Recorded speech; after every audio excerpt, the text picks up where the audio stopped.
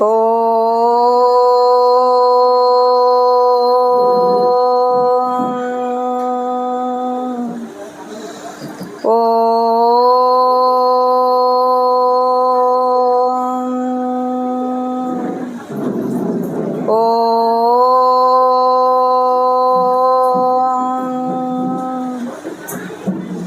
ഓം ഗുരവേ സർവലോകാനാം വിഷജേ ഭവരോഗിണാം നിധയേ സർവവിദ്യാനാം ദക്ഷിണാമൂർത്തയേ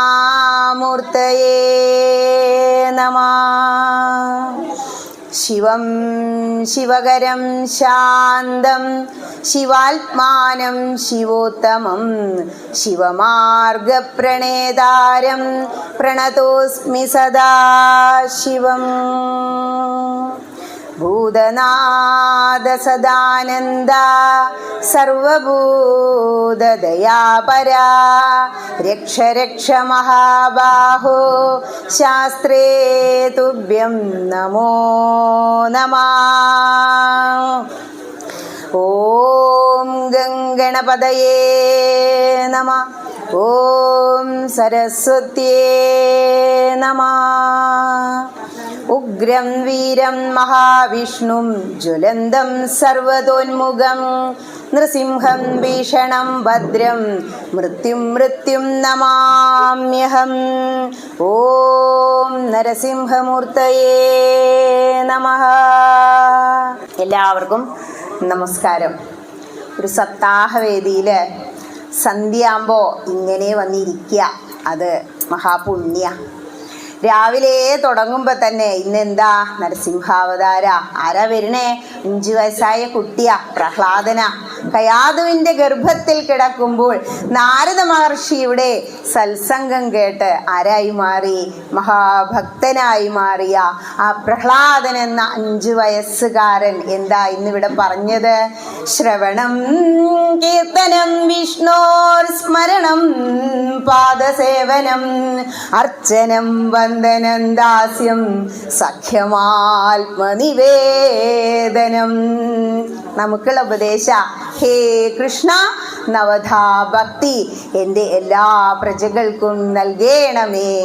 പ്രഹ്ലാദൻ എന്താ ചെയ്ത്? അസുരക്കുട്ടികളെ എല്ലാം വിളിച്ചിരുത്തി നാരായണ ജപിക്കൂ, നാരായണ ജപിക്കൂ, എപ്പോഴും നാരായണ ജപ. അപ്പം ആര് വന്നു? ഹിരണ്യകശിപു വന്നു. ആകെ പ്രശ്നമായി. എന്താ? രാക്ഷസന്മാർക്ക് എന്ത് ഇഷ്ടമല്ല? ദേവന്മാരെ പൂജിക്കുന്നത് ഇഷ്ടമല്ല. ഇതൊക്കെ നമ്മുടെ ജീവിതത്തിലെ ഓരോ അവസ്ഥകളാണ്. പുരാണങ്ങളിലും ഇതിഹാസങ്ങളിലും ഒരുപാട് കഥകളുണ്ട്. പക്ഷെ അതിനെ ഒന്നും വെറും കഥകളായിട്ട് എടുക്കാതെ അതിലെ തത്വങ്ങളെ എന്ത് ചെയ്യണം? എടുത്ത് നമ്മുടെ ജീവിതത്തിലേക്ക് പ്രായോഗികമാക്കണം. ഇപ്പം ഇവിടെ ഇരുന്നിട്ട് നിങ്ങൾ ഒരുപാട് കേൾക്കും, സുഖിച്ച് രസിച്ച് കേൾക്കും. രാവിലെ മുതൽ 7 ദിവസം 22-ന് വൈകുന്നേരം മഹാത്മ്യത്തിൽ അങ്ങോട്ട് തുടങ്ങി 30-ാം തീയതി പ്രതിഷ്ഠാദിനം വരെ ഇവിടെ തന്നെ 7-8 ദിവസം സുഖമായിട്ട് ഭഗവാന്റെ കൂടെ ഈ അന്തരീക്ഷത്തിൽ സന്ധ്യാസമയത്ത് ഈ കാറ്റും അടിച്ച് ഇവിടെ ഇങ്ങനെ ഇരിക്കുക. ക്ഷേത്രത്തിൻ്റെ പ്രത്യേകത അത് മനസ്സിലാവുമ്പോഴാണ് അവിടെ വന്നിരിക്കുന്നതിൻ്റെ സുഖം മനസ്സിലാവുക. വരാൻ പറയുമ്പോൾ നമുക്ക് ആരോഗ്യമുള്ള അവസ്ഥയിൽ ആരും വരില്ല. പിന്നെ എപ്പോഴാണ് വരിക? ടയേർഡാവണം. എല്ലാവരും പിടിച്ച് പുറത്തേക്കാക്കും കുറച്ച് കഴിയുമ്പോൾ. അപ്പോൾ എല്ലാവരും വരും, ഓടി വരും, ഇവിടെ ഇരിക്കും. പറ്റുമോ? ഒരു 4 സപ്താഹമൊക്കെ കേൾക്കുമ്പോഴേക്കും 5-ാമത്തെ സപ്താഹം ആകുമ്പോഴേക്കും ഭാഗവതമൊക്കെ ഒന്നും ഇങ്ങോട്ട് നാവിന് വഴങ്ങുക. അപ്പോഴേക്കും അയ്യോ കാല് വേദന, നടക്കാൻ പാടില്ല, ബെഡ് റെസ്റ്റ് ആയി ഇല്ലേ? അതാണ് ഇന്നത്തെ വിഷയം. അതിനു മുമ്പ് ഈ ക്ഷേത്രത്തെക്കുറിച്ചൊന്ന് പറയാം. ഇത് ഒരു താപസ ഭൂമിയാണ്. താപസൻ ആരാ? താപസൻ ആ മഹർഷീശ്വരനെ ആദ്യം നമ്മൾ വണങ്ങണം. ഒരുപാട് മഹർഷീശ്വരന്മാരുള്ളത് കൊണ്ടാണ് നമ്മുടെ സനാതനധർമ്മം ഇന്ന് ഇങ്ങനെ നിലനിൽക്കുന്നത്. ഇപ്പോഴും നമുക്ക് വേണ്ടി പ്രാർത്ഥിച്ചു കൊണ്ടിരിക്കുന്ന ഒരു സന്യാസി സഭ ഹിമാലയ സാനുക്കളിലുണ്ട്. അവർ നമ്മൾ ലൗകികർക്ക് വേണ്ടിയാ പ്രാർത്ഥിക്കുന്നത്. സന്യാസിക്കൊന്നും വേണ്ട, എല്ലാം ത്യജിച്ചവനാ സന്യാസി. അഗ്നിയുടെ കളർ എന്താ? കാവി വസ്ത്രത്തിൻ്റെ കളറാ. കാവി വസ്ത്രം ധരിക്കുന്നവൻ അവൻ്റെ ആഗ്രഹങ്ങളെ എല്ലാം അഗ്നിയിൽ ആഹൂതി ചെയ്തിരിക്കുന്ന പറയാ. പിന്നെ എന്തിനാ അവർ പ്രാർത്ഥിക്കണേ? നമ്മൾ എന്തൊക്കെയാ പ്രാർത്ഥിക്കുക അല്ലേ? പ്രാർത്ഥനയെക്കുറിച്ച് പറയാം. ഇവിടെ ഖരമഹർഷി എന്ന് പറയുന്ന ആ തപസ്സീശ്വരൻ തപസ് ചെയ്ത എത്ര ഏക്കർ ഉണ്ട് എന്ന് കണ്ടു. ആ മണ്ണിൽ ഇങ്ങനെ വന്ന് ഒരു കാല് കുത്തുക, മഹാപുണ്യം. ഈ ഖരമഹർഷിയെ കുറിച്ച് മറ്റൊരു കഥ കൂടിയുണ്ട്. വളരെ പ്രശസ്തമായ വൈക്കം മഹാദേവ ക്ഷേത്രം, ഏറ്റുമാനൂർ, കടുത്തുരുത്തി 3 ശിവക്ഷേത്രങ്ങളാ. ശബരിമലയ്ക്ക് പോകുമ്പോൾ പോവാറില്ലേ? കടുത്തുരുത്തി, ഏറ്റുമാനൂർ, വൈക്കത്തപ്പ നീ കാത്തിടടി ഞങ്ങളെയും കാന്തമലേശ. അങ്ങോട്ട് പാടാൻ തുടങ്ങും. ശബരിമല സീസൺ അങ്ങോട്ട് വന്ന അവിടെ നമുക്കുള്ള ഒരു പ്രധാന തെളിവ് എന്താണോ? ഈ ഖരമഹർഷി മഹാദേവനെ തപസ് ചെയ്ത് ഈ താപസ ഭൂമിയിൽ നിന്നും മഹാദേവൻ പ്രത്യക്ഷപ്പെട്ട് 3 ശിവലിംഗം, നമുക്കൊന്നുപോലും കിട്ടിയില്ല ഇതുവരെയായിട്ടും. എത്ര വർഷമായി വിളിക്കൽ തുടങ്ങിയിട്ട് ഇവിടെ വന്നിട്ട് ശംഭോ മഹാദേവ എന്നങ്ങനെ വിളിക്കും. ആ തിരുനടയിൽ വന്നിട്ട് ഇപ്പോഴും വിളിച്ചിട്ടില്ല. എന്നാ ഒന്ന് തുറക്കുക അല്ലേ? പടിയാറും കടന്നവിടെ ചെല്ലുമ്പോൾ ശിവനെ കാണാകും ശിവശംഭോ. മുത്തശ്ശി പാടാറില്ലേ? ആ പടി 6 കടന്ന് എത്തിയില്ല നമ്മള്. അതൊക്കെ ഒരുപാട് തത്വങ്ങളാട്ടോ. ഇനി ഈ ഖരമഹർഷി തപസ് ചെയ്ത് മഹാദേവൻ പ്രത്യക്ഷനായി. ഒരെണ്ണം കൊടുത്തു, നമ്മളപ്പോൾ വലത്ത് കൈ നീട്ടി വാങ്ങൂലേ? രണ്ടാമതൊരു ശിവലിംഗം കൂടി, അപ്പോൾ ഇടത്ത് കയ്യിലും വാങ്ങി. പിന്നെ ഒന്ന് വാങ്ങാം, അപ്പോൾ പിന്നെയും നീട്ടി. ഇനിയും തരുന്നുണ്ടോ? സന്തോഷമായി. ആ വലത്ത് കയ്യിലുള്ളത് ഇവിടെ കഴുത്തിൽ അവിടെ പിടിപ്പിച്ചു. ഇതേ 3 ആയിട്ട് വീണ്ടും തപസ്സിനായി പോവുകയായിരുന്നു. ആ സമയത്താണ് കൈ കുഴയുന്നു. മഹാദേവന്റെ ബിംബങ്ങളല്ലേ, ശിവലിംഗങ്ങളല്ലേ അവിടെ താഴെ ഇറങ്ങി. ഒരെണ്ണം ഈ വലത് കയ്യിലുള്ളത് വൈക്കം ക്ഷേത്രം ഇപ്പൊ സ്ഥിതി ചെയ്യുന്നിടത്ത് വെച്ചു.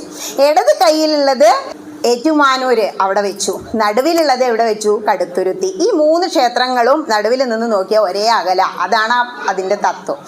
അങ്ങനെയുള്ള ആ തപസ്സീശ്വരനെ ഒന്ന് വണങ്ങിക്കൊണ്ട് നമുക്ക് പ്രഭാഷണം ആരംഭിക്കാം. ഈ മഹർഷീശ്വരൻ ഇല്ലെങ്കിൽ ഈ താപസ ഭൂമി ഇല്ല, ഈ മഹാദേവ ക്ഷേത്രവും ഇല്ല. ക്ഷയാത് ത്രായതേ ഇതി ക്ഷേത്ര, അതാണ് ക്ഷേത്രം. എന്താ? ക്ഷയത്തിൽ നിന്നും നമ്മെ ത്രാണനം ചെയ്യാൻ, അതായത് ഉയർത്താൻ കഴിവുള്ളവയാണ് ക്ഷേത്രങ്ങൾ. എന്തിനാ പൂർവികർ ഈ ക്ഷേത്രങ്ങളെല്ലാം ഉണ്ടാക്കി വെച്ചിരിക്കണേ?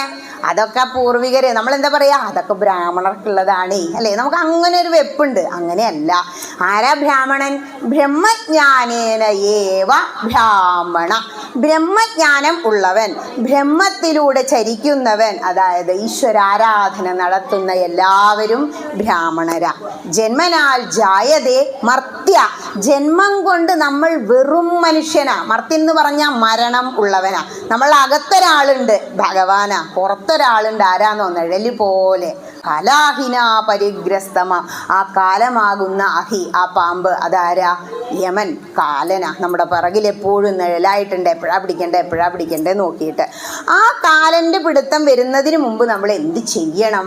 അതെല്ലാം ചെയ്യാനാണ് ഈ ജീവിതം കിട്ടിയത്. അങ്ങനെ ഇവിടെ എന്തുണ്ടായി? ഇങ്ങനെ പൊടിയാട്ട് മഹാദേവ ക്ഷേത്രം നമുക്ക് ലഭിച്ചു. ഇനി ഇന്നത്തെ വിഷയം എന്ന് പറയുമ്പോൾ ആത്മീയത നിത്യജീവിതത്തിൽ. ഇതിനെ 2ആക്കി അങ്ങോട്ട് ഭാഗിക്കാം. ആദ്യം എല്ലാവർക്കും അറിയുന്ന കാര്യം എന്താ? ജീവിതം. ദിവസേന ജീവിക്കുന്നുണ്ട്, അത് നിത്യജീവിതം. കുറച്ച് മാത്രം അറിയുന്നതാണ് ആത്മീയത എന്ന് പറയുന്നത്. ആത്മീയത അതവിടെ നിൽക്കട്ടെ, അത് കുറച്ച് പ്രയാസമുള്ളതാണ്. ജീവിതത്തെക്കുറിച്ച് പറയാം. നമ്മുടെ എല്ലാം ജീവിതം എന്താ എന്നൊരു ചോദ്യം വന്നാൽ നമ്മൾ എന്താ പറയുക? ഉണ്ടുറങ്ങി സുഖിച്ച് ഇങ്ങനെ ഇവിടെ ജീവിക്കണം. എല്ലാവരും എന്താ ഭഗവാനോട് പ്രാർത്ഥിക്കുക? എനിക്ക് സുഖിച്ച് ജീവിക്കണം, അസുഖങ്ങളൊന്നും ഉണ്ടാവരുതേ കൃഷ്ണ, ഹേ മഹാദേവ. പക്ഷെ കുട്ടി +2 എത്തിയ എന്താ നിങ്ങൾ പ്രാർത്ഥിക്കുക? എൻ്റെ കുട്ടീനെ ഡോക്ടറാക്കണേ കൃഷ്ണ, അല്ലേ? കഴിഞ്ഞു. അപ്പം ഡോക്ടറാവും വേണം, അസുഖം ഉണ്ടാവരുത്. അങ്ങനെയാണ് നമ്മൾ ചിന്തിക്കുന്നത്. അപ്പോൾ ഇങ്ങനെ ഇരിക്കുന്ന ഈ വിപരീത ചിന്തയാണ് മനുഷ്യൻ്റെ ജീവിതത്തിലുള്ള സകലതും, ഒന്നല്ല സകലതും എന്ന് മനസ്സിലാക്കുക. ഇങ്ങനെ ഇരിക്കുന്ന സമയത്ത് ജീവിതം എന്താണ് എന്ന് ഒരു കുട്ടിയെ വിളിച്ചാൽ, ഇപ്പം നിങ്ങൾ വയസ്സായവരൊക്കെ ആത്മീയതയിൽ കുട്ടികളെ വിളിച്ച് ചോദിച്ചാൽ പറയും, എനിക്ക് സുഖിച്ച് ജീവിക്കണം. എന്തിനാ ജോലി കിട്ടിയത്? സുഖിക്കാനും സുഖിപ്പിക്കാനും. ഒരു ബ്രാഹ്മണൻ പറഞ്ഞതാ. ഞാൻ ചോദിച്ചു, 74 വയസ്സായില്ലേ, ഇനി എന്തിനാ അപ്പം ജോലി ചെയ്യണേ? അപ്പം എന്നോട് പറയാ, മോളെ എനിക്ക് സുഖിക്കാനും എൻ്റെ കൂടെയുള്ള വൈഫിനെ സുഖിപ്പിക്കാനും. മക്കളൊക്കെ ജോലി ചെയ്യുന്നുണ്ട്, മക്കളിൽ നിന്നൊന്നും ഞാൻ വാങ്ങിക്കാറില്ല. അപ്പോൾ വിദേശത്ത് ഓസ്ട്രേലിയയും അമേരിക്കയും ഒക്കെ ആയിട്ട് അവർ 2 പേരേ ഉള്ളൂ. കോഴിക്കോടുള്ള ഒരു കോവിലകത്തുള്ള ബ്രാഹ്മണൻ്റെ കാര്യം ഇപ്പോൾ ഈ പറഞ്ഞത്. അപ്പോൾ നമ്മുടെ ജീവിതം പറഞ്ഞാൽ എന്താ ചോദിച്ചാൽ പറയും, ഞാൻ ആദ്യം നന്നായി പഠിക്കും, എനിക്ക് നല്ല ജോലി വേണം, എന്തിനാ, സുഖിച്ച് ജീവിക്കണം, പിന്നെ അമ്മേനെയും അച്ഛനെയും കുട്ടികളൊക്കെ നോക്കണം, അങ്ങനെ അങ്ങോട്ട് മരിച്ചു പോകണം. ഇങ്ങനെ ഒരു കൺസെപ്റ്റാണ് ജീവിതത്തിനെ കുറിച്ച്. ഇത് മഹർഷീശ്വരന്മാർ, സാക്ഷാൽ തപസ്സികൾ ഈശ്വരന്മാരല്ലോ. മഹർഷീശ്വരന്മാർ എന്ത് ചെയ്തു? ഈ ജീവിതം എന്ന കൺസെപ്റ്റിന് 4 ഘട്ടങ്ങളാക്കി തിരിച്ചു. ഏതൊക്കെയാ? അതാണ് ബ്രഹ്മചര്യം, ഗൃഹസ്ഥാശ്രമം, വാനപ്രസ്ഥം, സന്യാസം. ഇതൊക്കെ നിങ്ങളിവിടെ കേൾക്കുന്നുണ്ടാവും. ഈ ബ്രഹ്മചര്യം എന്ന് പറയുമ്പോൾ ചെറുപ്പത്തിൽ പഠിക്കാൻ പോകുന്ന കാലഘട്ടം, അതായത് തപസ്യ. പഠനം എന്ന് പറയുന്നത് ഒരു തപസ്സ. പഠിക്കുന്ന സമയത്ത് ഒരു കുട്ടിയെ പിടിച്ച് കല്യാണം കഴിപ്പിച്ചു നോക്കൂ, പിന്നെ അതിൻ്റെ പഠനമൊക്കെ ആകെ കല്ലെത്താവും ഇല്ലേ? മനസ്സിന് ഒരു തപസ്സിൻ്റെ ഒരു അവസ്ഥ ഉണ്ടെങ്കിലേ പഠിക്കാൻ കഴിയും, ഈ പഠന കാലഘട്ടം. അത് കഴിഞ്ഞിട്ടോ പിന്നെ ഉള്ളതാണ് ഗൃഹസ്ഥാശ്രമം. ഒരു 25-30 ആകുമ്പോഴേക്കും ഒരു ജോലിയൊക്കെ കിട്ടും, കല്യാണമൊക്കെ കഴിപ്പിച്ച് പ്രാരാബ്ദം തലയിൽ വെച്ച് കൊടുക്കും, അവൻ സുഖാന്ന് വിചാരിച്ചിട്ട് ആ യന്ത്രൂഞ്ഞാലിലാണ് കയറും. പിന്നെ മനസ്സിലാവുക, അയ്യോ അല്ല, കല്യാണം കഴിച്ചവരോട് ചോദിച്ചു അയ്യോ കഴിക്കല്ലേ എന്ന് പലരും പറയണത് കേൾക്കാം. നാരദ മഹർഷി എന്താ ചെയ്തത്? കുട്ടികളോട് എല്ലാവരും ഉപദേശം കൊടുത്തു അല്ലേ? 49 ആക്കി ഒക്കെ ഉപദേശം കൊടുത്തു. പോരണു പോന്നോളൂ ആവും. സൃഷ്ടി നടത്താൻ ആളില്ല, കേട്ടില്ലേ ഭാഗവതത്തിൽ? അങ്ങനെയുള്ള ഒരവസ്ഥ. അതുതന്നെയാണ് ആത്മീയതയിലേക്ക് വരുമ്പോൾ നമുക്ക് മനസ്സിലാവും ഈ ജീവിതം ഇത്രയൊക്കെ ഉള്ളൂ എന്നുള്ളത്. ഭഗവാൻ എന്താ ഗീതയിൽ പറയുന്നത്? അനിത്യമസുഖം ലോകം ഇമം പ്രാപ്യ ഭജസ്വമാം. ഈ ലോകം അനിത്യമാണ്, അസുഖകരമാണ്. അതങ്ങനെ മനസ്സിലാക്കിയിട്ട് നിങ്ങൾ എന്ത് ചെയ്തോളൂ? ഇമം പ്രാപ്യ ഭജസ്വമാം, എന്നെ ഭജിച്ചോളൂ, വേറെ ഒരു നിവൃത്തിയില്ല ഇവിടെ ജന്മം കിട്ടിയ. കാരണം എന്താണോ, ഇനിയിപ്പോൾ ഗൃഹസ്ഥാശ്രമം കഴിഞ്ഞാൽ എന്തായി? റിട്ടയർമെൻറ്റ്. അപ്പോഴാണ് വാനപ്രസ്ഥം ഭാഗവതമൊക്കെ തൂക്കി ഇറങ്ങുക. അപ്പോഴേക്ക് വലിയ അക്ഷരം വേണം, കണ്ണട വേണം, കാലിങ്ങനെ ഇരിക്കാൻ വയ്യ, എന്തൊക്കെ പ്രശ്നങ്ങളായി. അത് ആദ്യം മനസ്സിലാക്കില്ല. അപ്പോൾ അഹങ്കാരം കൊണ്ട് ഇടയ്ക്കിടയ്ക്ക് നമ്മൾ പറയണത്രേ, ഭഗവാനെ ആ കാളിയൻ്റെ തലയിൽ ചവിട്ടിയ പോലെ ഈ അഹങ്കാരത്തിന് മുകളിൽ ഓരോ ചവിട്ട് കൊടുക്കണേ. വേറൊരാളെ തലയിൽ ചവിട്ടിയില്ലോ, ചവിട്ടി കാലുകൊണ്ട് ഭഗവാൻ അനുഗ്രഹിച്ചു. ബലിയെ മഹാബലിയാക്കി ഉയർത്തിയില്ലേ ഭഗവാൻ? അനുഗ്രഹം ഗോപികമാർക്ക് കൈകൊണ്ടാ കൊടുത്തേ. എങ്ങനെയാ? നഖലു ഗോപിക നന്ദനു ഭവാൻ അഖിലദേഹിനാമന്തരാത്മതൃ. ഗോപികമാർ പറയാ, ഹേ കൃഷ്ണ, അങ്ങ് യശോദയുടെ പുത്രൻ മാത്രം അല്ലാട്ടോ, അഖിലദേഹിനാം അന്തരാത്മതൃക്ക്, ഈ അഖിലദേഹികളുടെയും ജപിക്കുന്നവൻ്റെയും ജപിക്കാത്തവൻ്റെയും ക്ഷേത്രത്തിൽ വരുന്നവൻ്റെയും വരാത്തവൻ്റെയും എല്ലാം ഉള്ളിൽ അന്തരാത്മാവായി വസിക്കുന്ന കൃഷ്ണ, അങ്ങേ ഞങ്ങൾക്ക് ആത്മീയമായിട്ടേ വേണ്ടൂട്ടോ. ഗോപികമാർക്ക് അക്ഷരാഭ്യാസം ഉണ്ടായിരുന്നില്ല, എന്നിട്ടും അവർക്ക് ഭഗവാനെ മനസ്സിലാക്കാൻ കഴിഞ്ഞു, ആ മഹാത്മ്യം മനസ്സിലാക്കാൻ കഴിഞ്ഞു. രാത്രി എഴുന്നേറ്റ് പോകുന്നില്ലേ? നമ്മൾ ലൗകികത്തിൻ്റെ കണ്ണിൽ നോക്കുമ്പോൾ അത് തെറ്റായിട്ട് നമുക്ക് തോന്നും. പക്ഷേ നമ്മളെ ഒരു നിമിഷം മരണം, കാലൻ വന്ന് വിളിച്ച എല്ലാവരായിട്ട് നമ്മൾ പോണില്ലേ? ഇവിടെ ഭഗവാന്റെ വേണുനാഥ വിളിക്കുന്നു, പോവാതിരിക്കാൻ പറ്റില്ല. അപ്പോൾ അവിടെ കൃഷ്ണൻ വന്ന ഓടക്കുഴൽ ഊതിയതൊക്കെ ഇട്ട് നിങ്ങൾ നീട്ട് പോവില്ലേ? അതന്നെ അവിടെ സംഭവിച്ചത്.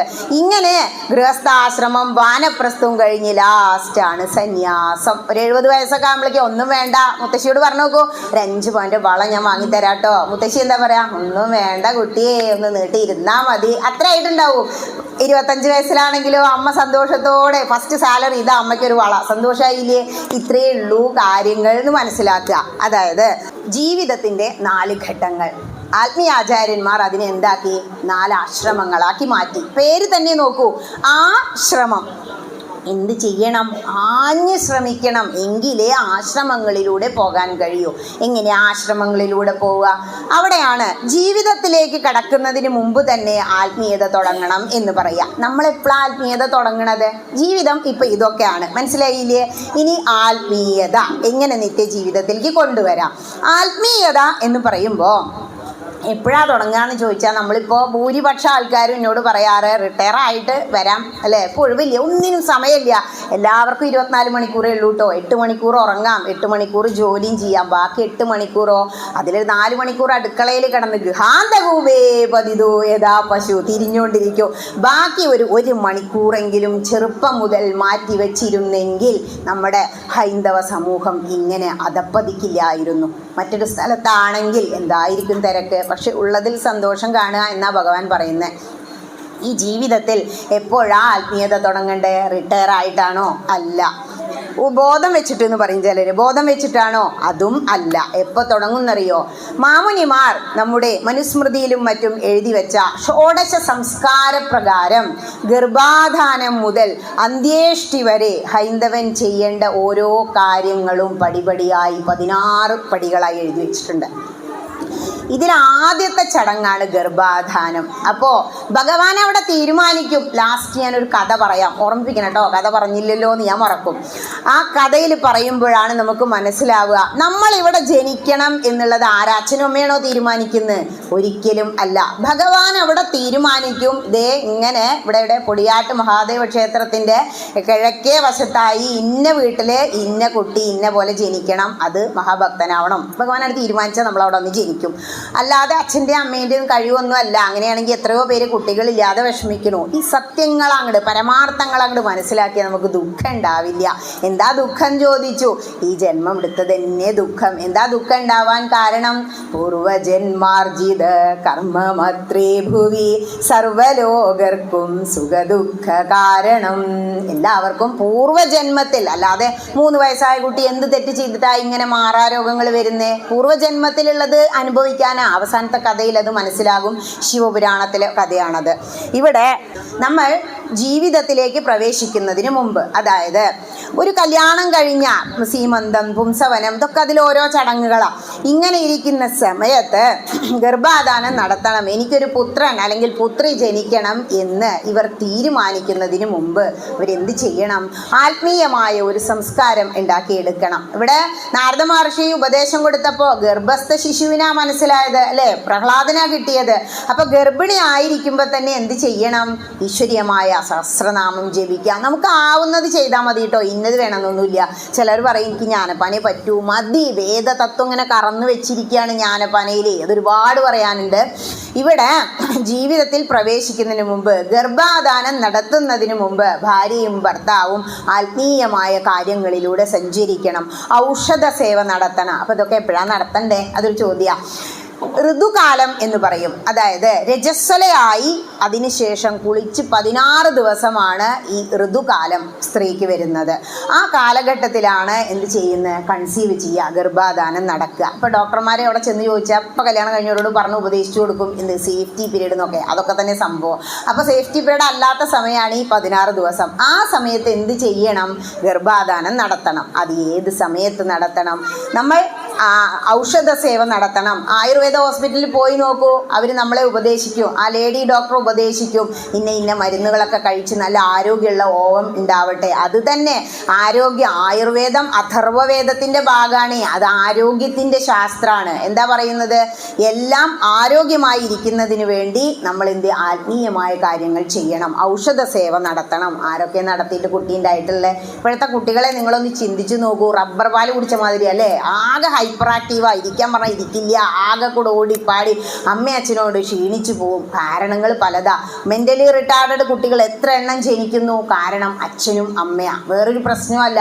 ഇതൊന്നും അറിയില്ല. ഗർഭാധാനം നടത്തേണ്ട സമയവും ഒന്നും അറിയാതെ ബോധമില്ലാതെ നട്ടപ്പാതിരയ്ക്കാണ് അവരെല്ലാം ഗർഭാധാനം നടത്തുന്നത്. അതുകൊണ്ടാണ് അങ്ങനത്തെ കുട്ടികൾ. പണ്ടൊന്നും ഇത്ര അങ്ങനത്തെ കുട്ടികളെ നമ്മൾ കണ്ടിരുന്നില്ല. എവിടെയെങ്കിലും ഓരോന്നേ ഉണ്ടായിരുന്നുള്ളൂ.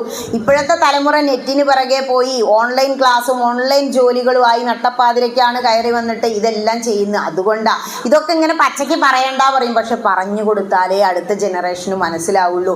ഇനിയെങ്കിലും നമ്മുടെ വംശത്തിൽ ഹൈന്ദവനെങ്കിലും അങ്ങനെയുള്ള കുട്ടികൾ ഉണ്ടാവാതിരിക്കട്ടെ. ആ സ്ത്രീയുടെ ഒരു ജന്മം അങ്ങോട്ട് പോവുകയാണ്. പിന്നെ അങ്ങനത്തെ കുട്ടികൾ ഉണ്ടായിക്കഴിഞ്ഞാൽ അങ്ങനെ ഉണ്ടാവാതിരിക്കാൻ എന്ത് ചെയ്യണം?